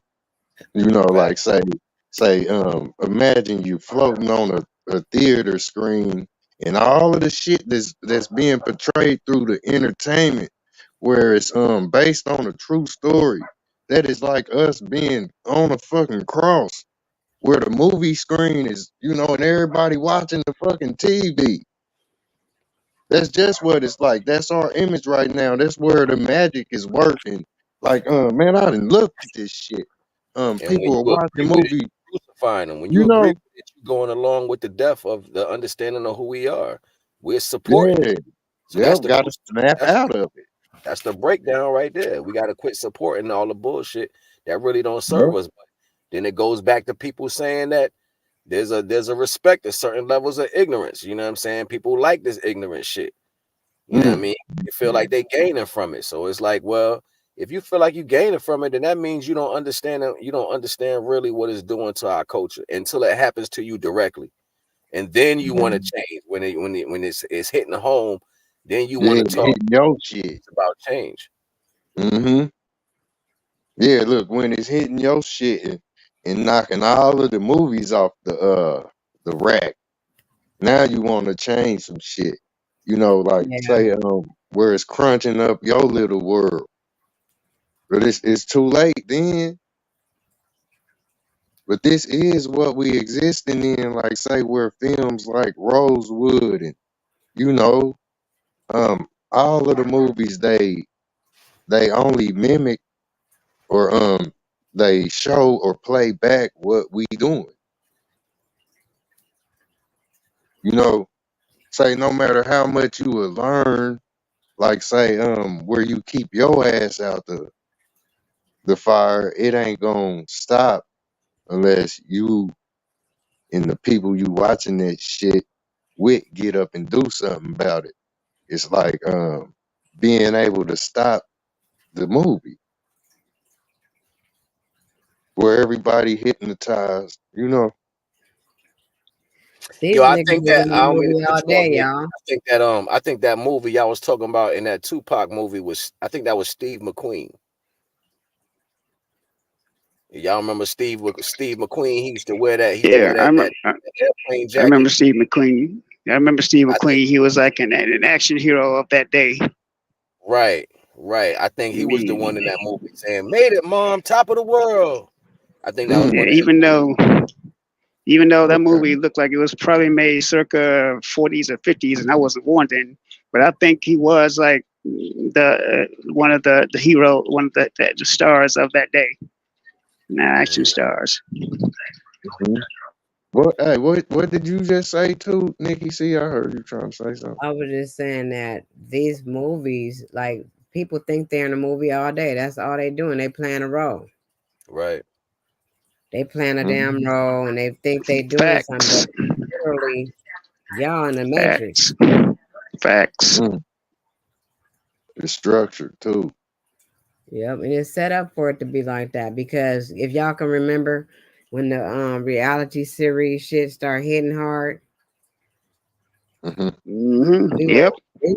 we was excited about it because it was black people on TV. But then when you really start seeing what they was really doing, a lot of us pulled away from it. We don't want to watch this shit no more because it was just like destroying our culture. It was just like showing our Oh, young ladies how to be ratchet and shit and go on yep. TV, throwing drinks on each other, arguing with each other, having receipts. This is where the receipt shit came from. Mm. I got receipts and I got receipts. Y'all now everybody got a damn receipt. Yeah, receipt. Yeah, receipt. Yeah. So How about this is what is forming and molding culture. That's what it started doing. And now we can't see nobody without them having that long weave on. We ain't gonna see, we can't see people. That's all they want to do. Well, I'm not gonna put the receipts. I'm gonna come up with something different. I'm gonna call them. I got the promissory note. Yeah. Mm. It's real. Look, real. REEL. That's that's what it is. And I so mean, how that's many times people? YouTube is like this too. To me, it's because everybody's trying to emulate what they know that works. They feel that work. When you do all this drama shit and all this shit on TV, then people are gonna watch. And if people are watching, you're gonna get paid. So that even if they don't have no content, they can walk around and go around and find something or somebody to talk about. Exactly. You got the clout. Somebody to That's the vouch. clout culture. Yeah, the clout The chasing clout culture. culture. Yeah, you Yep. got the clout chasing culture. Then you got the pull up culture. Then they got the catch a flight culture. Now you got the passport bros. And I mean, Why you keep what is? telling me why you at that 9 night? Boy, it don't stop, do it. No, it don't. I think they foretold this in that film Warriors. Like say all them people filled up one of them parks, I think in New York. Yeah, in New York. But it What was did you so just say, many Nikki? different games. Yeah, you asked the question, Nikki, just now. You there, Nikki?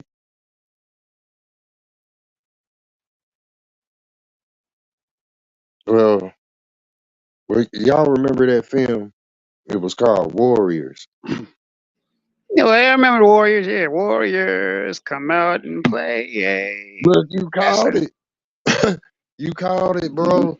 Look, who adopted or said that slogan later on?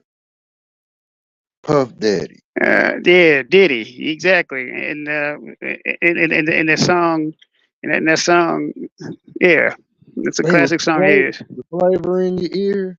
flavor, yep, and the flavor in your ear. Yeah, that's how he started. I actually Mhm. like that song. Real talk. Yeah, it was a little G Funk beat. Here comes the brand new flavor in your ear. Yeah, I That's wasn't even. yeah. I didn't have no control over music then. I was still a youngster. I was just hearing what was being played in the world. I didn't have a sense of my own music category, or you know what I mean. Say around that time. So like when I did first hear it, say yeah, I liked it. My uncle and all of the older people was playing it. You know what I'm saying? But yeah, you see a lot of it. It's crazy 20 years later with these cats that been doing what they've been doing. Dang. You know what I'm saying? I've been piecing together a lot of this stuff. Do y'all remember, say, the character Eminem, right? You talking about the rapper? Yeah. He had Oh, he had he made a song where he was talking about, harming his wife, right? yeah, Haley. Yeah. That Oh that's no, no, that's his baby. no That's a baby name. yeah, that's a Uh, joy. Right. Kim, I uh, think Kim. Kim. Yep, that was her name. I said, Yeah, damn. I said, damn. That's the same name as Puffy's wife. Kim Porter. Yeah. Now, say, you know, throughout the existence, or we know the history of this You know what entertainment. else I noticed though? You know, You know what else I noticed in that though? let's Think get it. about it. He's a white rapper, right? Time out doing harm to his baby's mother. Ain't nobody said anything. If he'd have been a black rapper, he said that the boom would have been lowered on him instantly. Oh, that shit was tough too. You know, and I say you right. You feel me? That wouldn't have flew. You feel me? So like say where we looking at it all, yeah, structured, say thought about, you know, before this stuff was put out. Um, you think about it, say M picked up where Pac put it down. Say Death Row turned into Shady Aftermath. But they had say a slap boxing contest or East versus West.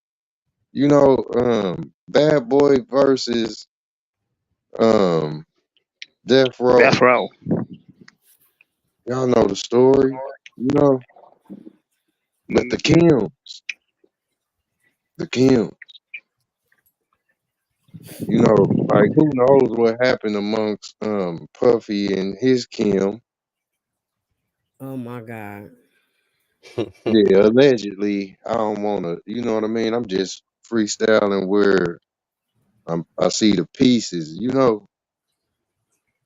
Mm-hmm. and like say throughout Eminem's whole career, throughout the music, he punching and slapping that Puff Daddy. Like it didn't really hit me till all of this about Puff Daddy hit, you know. Yeah, I ain't look, Nikki, I ain't never gossiped so much till I started looking at these motherfuckers that doing the gossiping. Like where we breaking down, all right. Cause if I'ma watch it, and I done seen what I saw before I so called before the jig was up. So what I done saw, I can just remember that if I need to. Mhm. You put this stuff together, you know. Yeah. So yeah, it's like damn, like I look up, he saying some shit. Like say if words was fist balled up swinging, like he just punched the shit out of Puff Daddy in his stomach over a rhyme and a rap and just laughed about it. You know what I'm saying? Where like say these people that's on that side of what we call an entertainment, you know, then shit they telling us what's going on. They telling us what's going on up there in Hollywood. If you Mhm. got the eyes and the ears to hear it, you would hear what they telling you. Dude, Basically, you it's know, basically prophecy reality disguised as entertainment.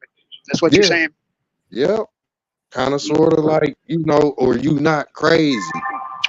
You know what I'm saying? You not crazy if you That can is see hiding that. in plain sight. Huh, Aaron? It's hiding in plain sight. Yeah, Yeah, they got it yeah, hiding in man. plain sight. Yeah, exactly. Yeah, you wouldn't believe it, man. Like I'm telling you, this stuff will make your jaw drop off the top part of your skull. Like this is where you know what I mean? Wow.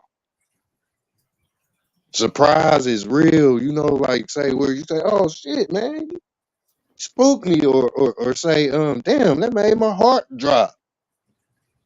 Like revelation is real. Straight like that. You know what I mean? So I just see enough of it where like I got it. Like I got where you know, we could make it make sense. You feel me? Instead of just because Pac told us, he said, listen to what we saying and hold us accountable. You know? So like say where you would be listening to music and your head would be bobbing to the beat, it should come a time where you say, okay, like you know how you shake your head, like, yeah, where you really overstand, you know. And look, the dude made a whole epic about a fan named Stan. Understand? You know, where you like say, it's a time where you know where you really do get the picture and you ain't just like somebody will get you confused. You know what I'm saying? If you come around playing Tupac, you know, but you really know what he telling you on the side of where others be entertained. But we can receive the message and try to snap people out of it. You know what I'm saying? But it's tough to perceive it and get it where you can line it all up, you know, and be able to break it down for what it's worth. If you're trying to snap people out of a spell, you know, you gotta really give them what they want so they'll back up like, yeah, you don't really want that, do you? You know what I'm saying? Mhm. And that's what people is we gave it to them, you know, and like we ain't, or say people like us, we about to put it in their face, you know, and make them see, like, yeah, look what you done got a hold to, or what done got a hold of you, you know, because a lot of people, a lot of us, like, when we snap out of it, we'll say a motherfucker lied to us, you know, but it was all good just a week ago. You know, if you were able to be misled and you could snap out of it, then you would literally just dodge the bullet. You know what I'm saying? But those that lead you where you don't have no chance to turn back, then that's just you pushed off the ledge. You know what I'm saying? But if you do have a journey where you could get the picture, or others try to consider you to, get the picture or see what's going on through them, then you got a chance to dodge the bullets in the Matrix. What y'all think about that? Everybody got quiet as hell. What y'all doing? Y'all eating? What's going on? We up I'm here. just Making something to I'm, eat. I'm sitting here listening. Yeah, I'm just Interesting. listening. Yeah, I'm just listening. Respect, y'all. Respect, man. I know what I'm saying? I ain't trying to just run my mouth like I'm crazy. So I like to hear the reflections, if whoever else want to speak. I just thought they got super quiet. I was trying to figure out if they still was up or what. No You doubt, know no me. I doubt. mean, I'm curious. I know listen to people. Listen to people. Yeah, I'm Their just points. Put listening more to the brother water in speak. my aquarium. Y'all hear So it? I'm on the. Do y'all hear my aquarium? Oh, that's your aquarium. Yeah, I gotta put some water in it. I can't say I hear I it. like the way that sound though. That's why I don't be hurrying up putting water in it because I like the water sound. I can't hear it either. Yeah, that is What's the aquarium calming. saying? Because the water knows the story, Jay-Z, and it's gonna tell on your ass. Ooh, don't, girl. Ooh, nigga. They gonna have us up here gossiping all night. Boy, I done I peeped literally, so much, y'all. It's crazy. I just literally saw Jay-Z and Beyonce a couple of days ago.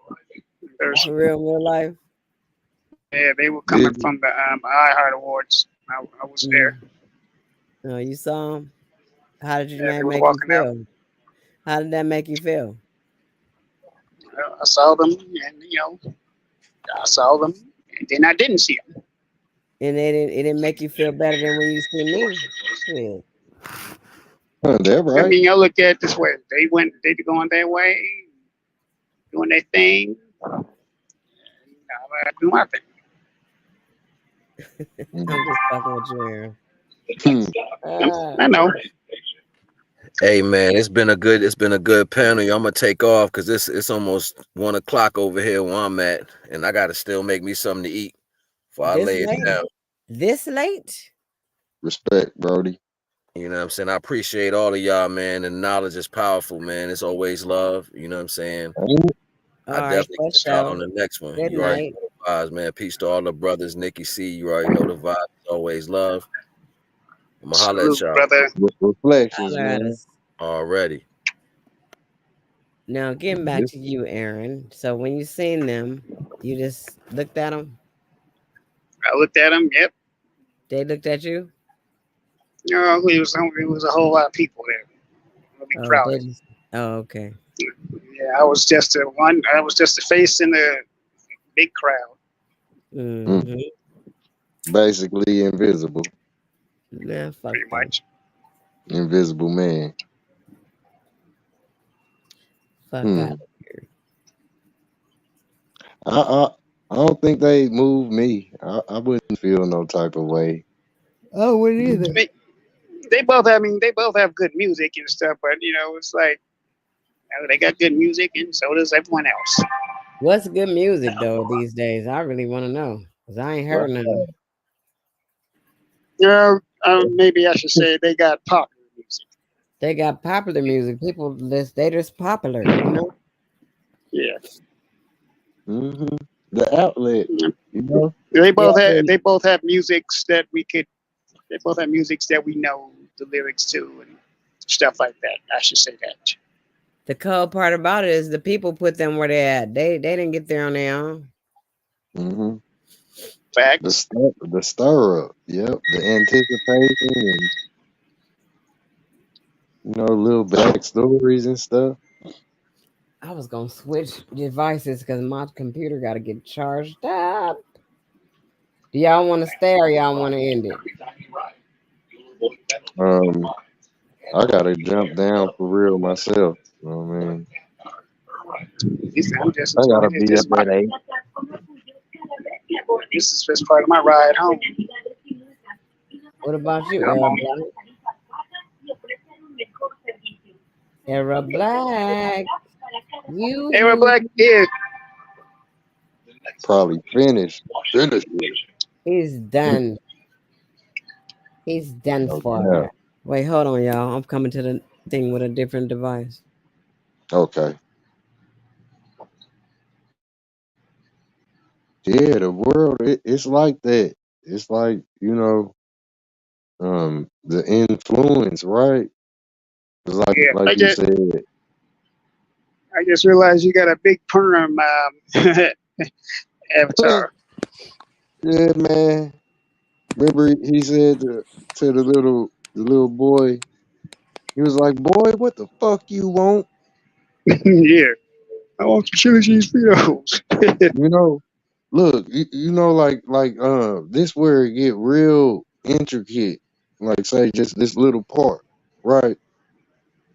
Say where he was leaning out that ice cream truck, right? And that little boy was standing there asking for his ice cream, and he took his money. He took the little boy's money, right? Ain't giving no ice cream. Didn't give him no ice cream, but that was just like uh where Dorothy and them went to the Wizard of Oz. You know, they basically look ice cream. He gave him ice cream because he did run screaming, talking about "Mama," you know, because ice cream is ice cream, right? But so he already Yeah. he had what he was looking for. You know what Interesting I mean? point. He Yeah, I had heard that ice cream. You scream. We all scream for ice cream. Yeah, ice I've cream, heard that. yeah. And he said he asked him. He said, "What you want?" He asked him once. He said, "What you want?" The little boy was acting like he didn't know. You know what I mean? Yeah, what you But got? yeah, Yeah. yep, that's the same. That's the big head, like where he got the green rolls on his hair. Right, that's the green head that was floating on the Wizard of Oz. Just saying how all of this stuff is the same thing. You know what I mean? Mm-hmm. And he's a clown. He a clown too. Yeah. Playing And because playing with his money is like playing with his emotions. that's serial killer. That's what he was. Remember his head. It turned to the cereal box turned to his head where Mm-hmm. he Oh. tried to go get some cereal. Mm-hmm. That's where they You were playing with my saying money too? is, yep. Yeah. You smoking my weed? Um, he did. He said like he smelled it, right? And then say where the dude was all in that high shit, you know, Smokey put him in. Man, that's a crazy ass movie. But like the serial killer, you know, that's been a clown before they ever made a box of cereal. There's a movie about a killer clown. It's called It. Yeah, yep, yep. He walks around with a damn balloon. Boy, look, that's you remember before, or I don't know, it's probably around the same time, but they made a film called The Killer Clowns from Outer Space. Yeah, I saw that movie. It came out in 88, 89. It was it Basically, was a stupid movie, but hell, I still watch the shit. right. Yeah, look, where it was only made to be symbolic as it was.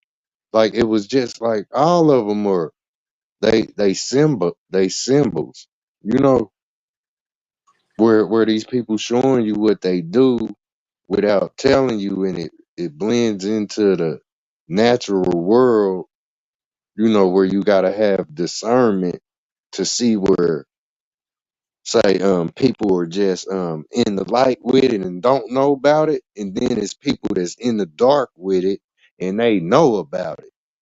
You know, they know about what the concept of the clown is, where it gets more serious than the top surface. You know, Oh, real life, some people actually have a fear of clowns.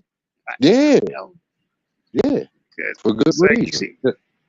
you see this grown dude walking, or a woman walking around with a face full of makeup, and you don't know what their interior motives are. Mm-hmm. Oh, Exactly. kids. Why you know? Mm-hmm. And it comes in, it ain't gotta be all colorful. Like where you laid your eyes on Easy E, them shades on and that Jerry curl, and that was a clown. That was Take a like wild guess though. Well, think about what was John Gacy nickname? The Clown who? Killer. John Gacy. He's a popular serial killer.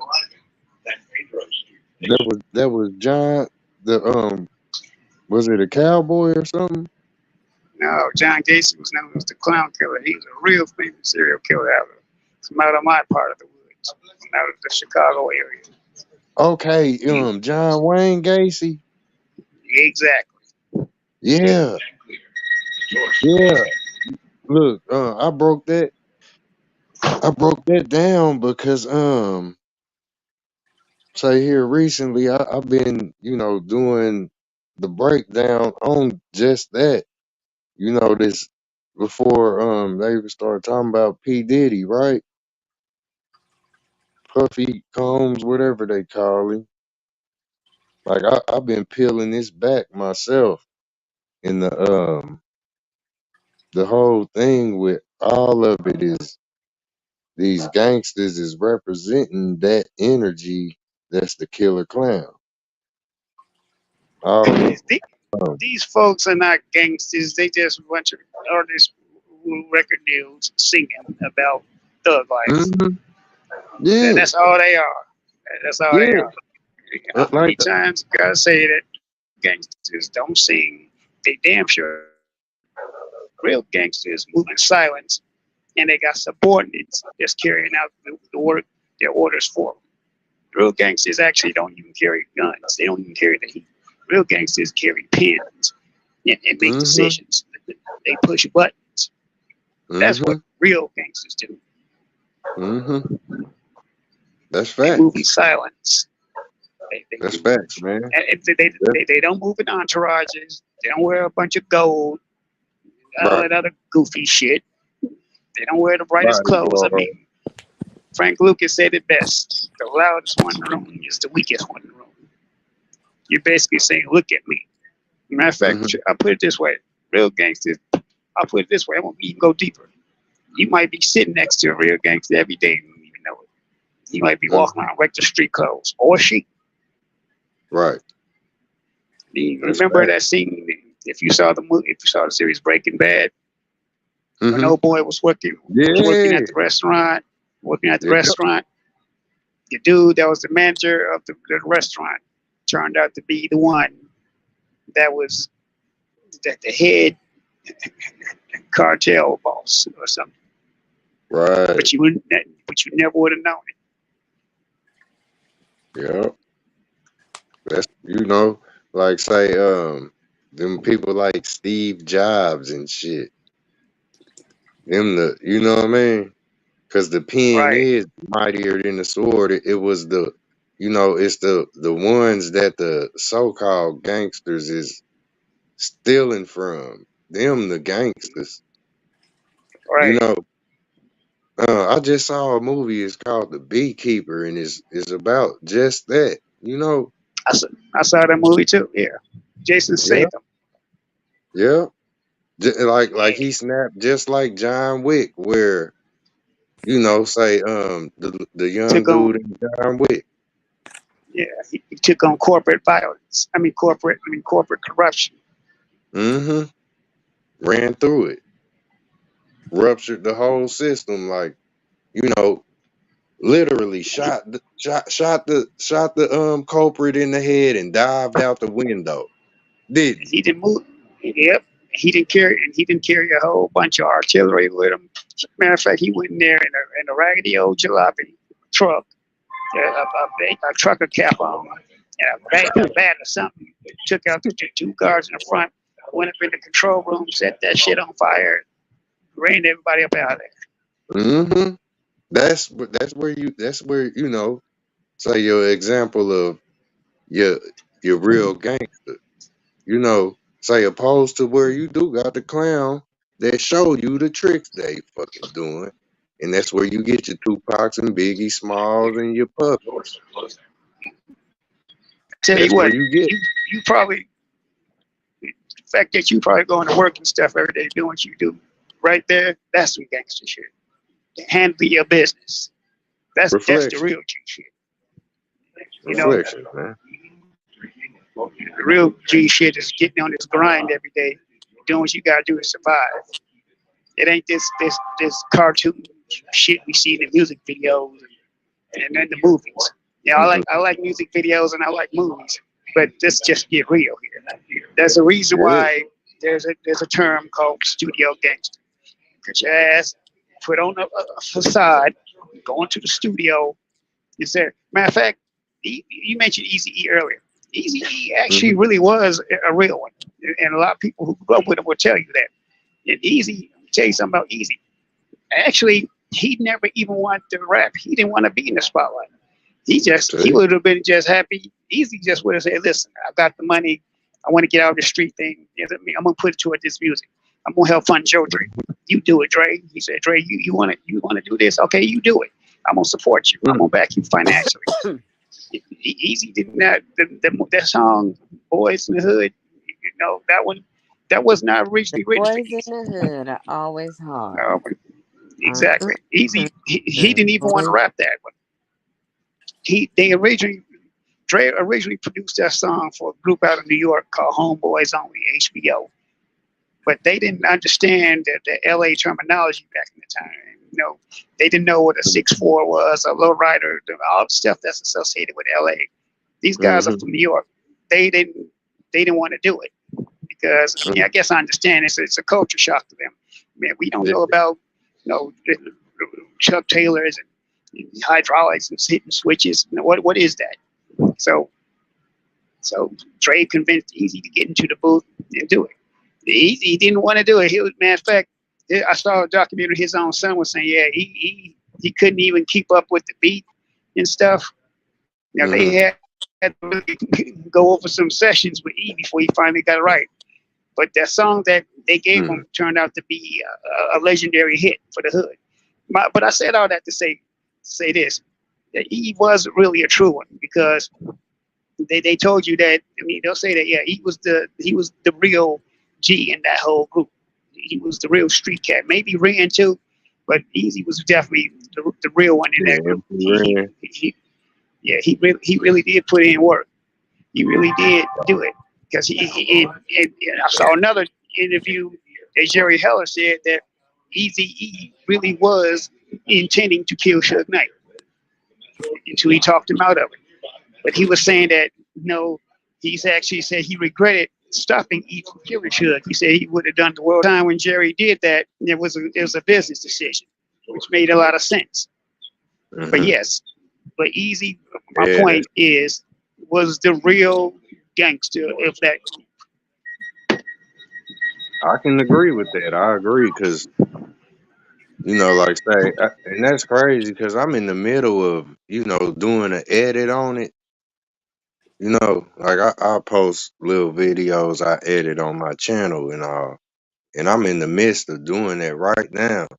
And I did notice, like, say, where I was looking at it, like, they said he died from AIDS and all that. Remember that? Yeah. What's your name, by the way, bro? What is your name? Mind's Eye. You don't remember Mind's Eye? Oh, I know Mind's Eye. Hey, you know what? It's the avatar. I think you changed it. You just recently changed it to the Big Firm avatar. Yeah. Okay. Yeah, you had a different. I didn't even realize that was you, Mind's Eye. Hey, bro. I switch it up every now and again. You know what I mean? Yeah. Yeah, that's me, man. I did not even realize that. Man, that yeah. Yeah, bro. It's like I was like, wow, where they said he had, the A word. I'm like, man, that was basically the Rona. You know what I'm saying? I got something to ask y'all though. Mm-hmm. So I know you tired of talking about Diddy, but what y'all think about the little Meek Mills part of the deal? Oh shit. That it's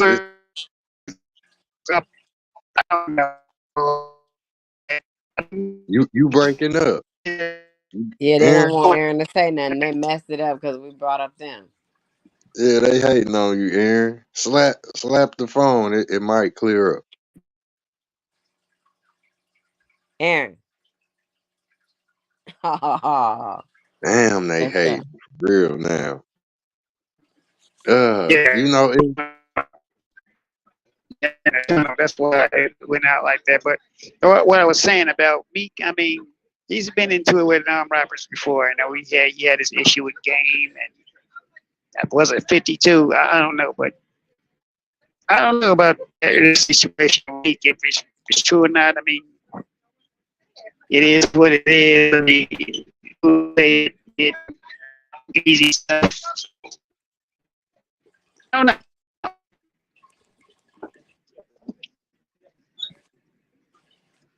I think say, whoo, oh my goodness, dude been like that. You know, they been that like the whole game. Like this was I was, look, even the game. Mm-hmm. None of my business. I ain't join. I mean, judging because it's like where you judging them. We're not To judging point, them. We're you just know, asking. We're just. yeah, yeah. So I'm just clearing that up. You know where we at with it. You know, I ain't. I I don't judge hate. them. I just I ask ain't, what y'all thought about that. That's a whole. I don't know. woo, It's all. I don't know. I guess I'm not shocked, yeah, but like yeah, culture shock. If that's what we were saying earlier, yeah, that's a culture shock for your ass. Cause like where you realize it, you know what I'm saying. And this was Pac was saying about Dr. Dre. You know, like where he just shooting them little disses at Dre, mm-hmm. where he got up out of there, death row or whatever.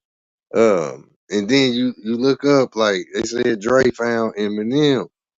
You know, and Eminem saying all of that weird stuff that's kind of like what Pac said. like damn, you know what I'm saying? Like if y'all remember, like say a lot of stuff Eminem was saying that was insinuating that him and Dr. Dre was doing weird shit, right? But it Mm-hmm. like it gets deeper than just carnal thinking, you know, because like say where everybody comes together and create projects in this world, you know what I'm saying? It's a collaboration where it's a relationship, you know. I don't care if it's five motherfucking dudes where they be, you know, say the Isley brothers, it's a group, you know what I mean? And that Mm-hmm. collaboration is a gang. It's a clique, it's a group like say where they saying the weird shit, you know, like that's the whole thing with the game. You know what I'm saying? If you trying to dance with this motherfucking energy that they say blow you up and famous and all of that shit, you gonna succumb to all of that shit that they showing us that Yeah, goes right on in now. That Hollywood. mean, yeah, Yeah. that's the only You way you ain't gonna getting make it. away from it. But you Nope. know what's so funny though? I have a Mhm. cousin that rap, right? And he told us, he sat down and told us, like, ain't no way you can't get in that shit unless you do that shit. He said that's why he not in it. Mhm. They said that shit to him too. He's like, I wasn't doing it. What's the name of this song? Look, it's a song Eminem made, right? Um, is it that he called it Big Weenie, right? But in the song, like he's asking questions, you know what I'm saying? Where you know, it's like a person inside of that world. Like it's dealing with repentance and all of that shit. Like I wouldn't even say known it from that point of view if I didn't listen to where he said it from his point of view. You know what I mean? Um, the song is called Rain Man. It's one called Rain Man. You know what I mean? And it's one called Big Weenie. Don't make me have to go listen to this shit. Girl, listen to him. Like, cause he be questioning Dr. Dre in the songs, like it, you know, he said like Dr. Dre, is that gay? You lying. Why he tying it into rhyming and you know what I'm saying?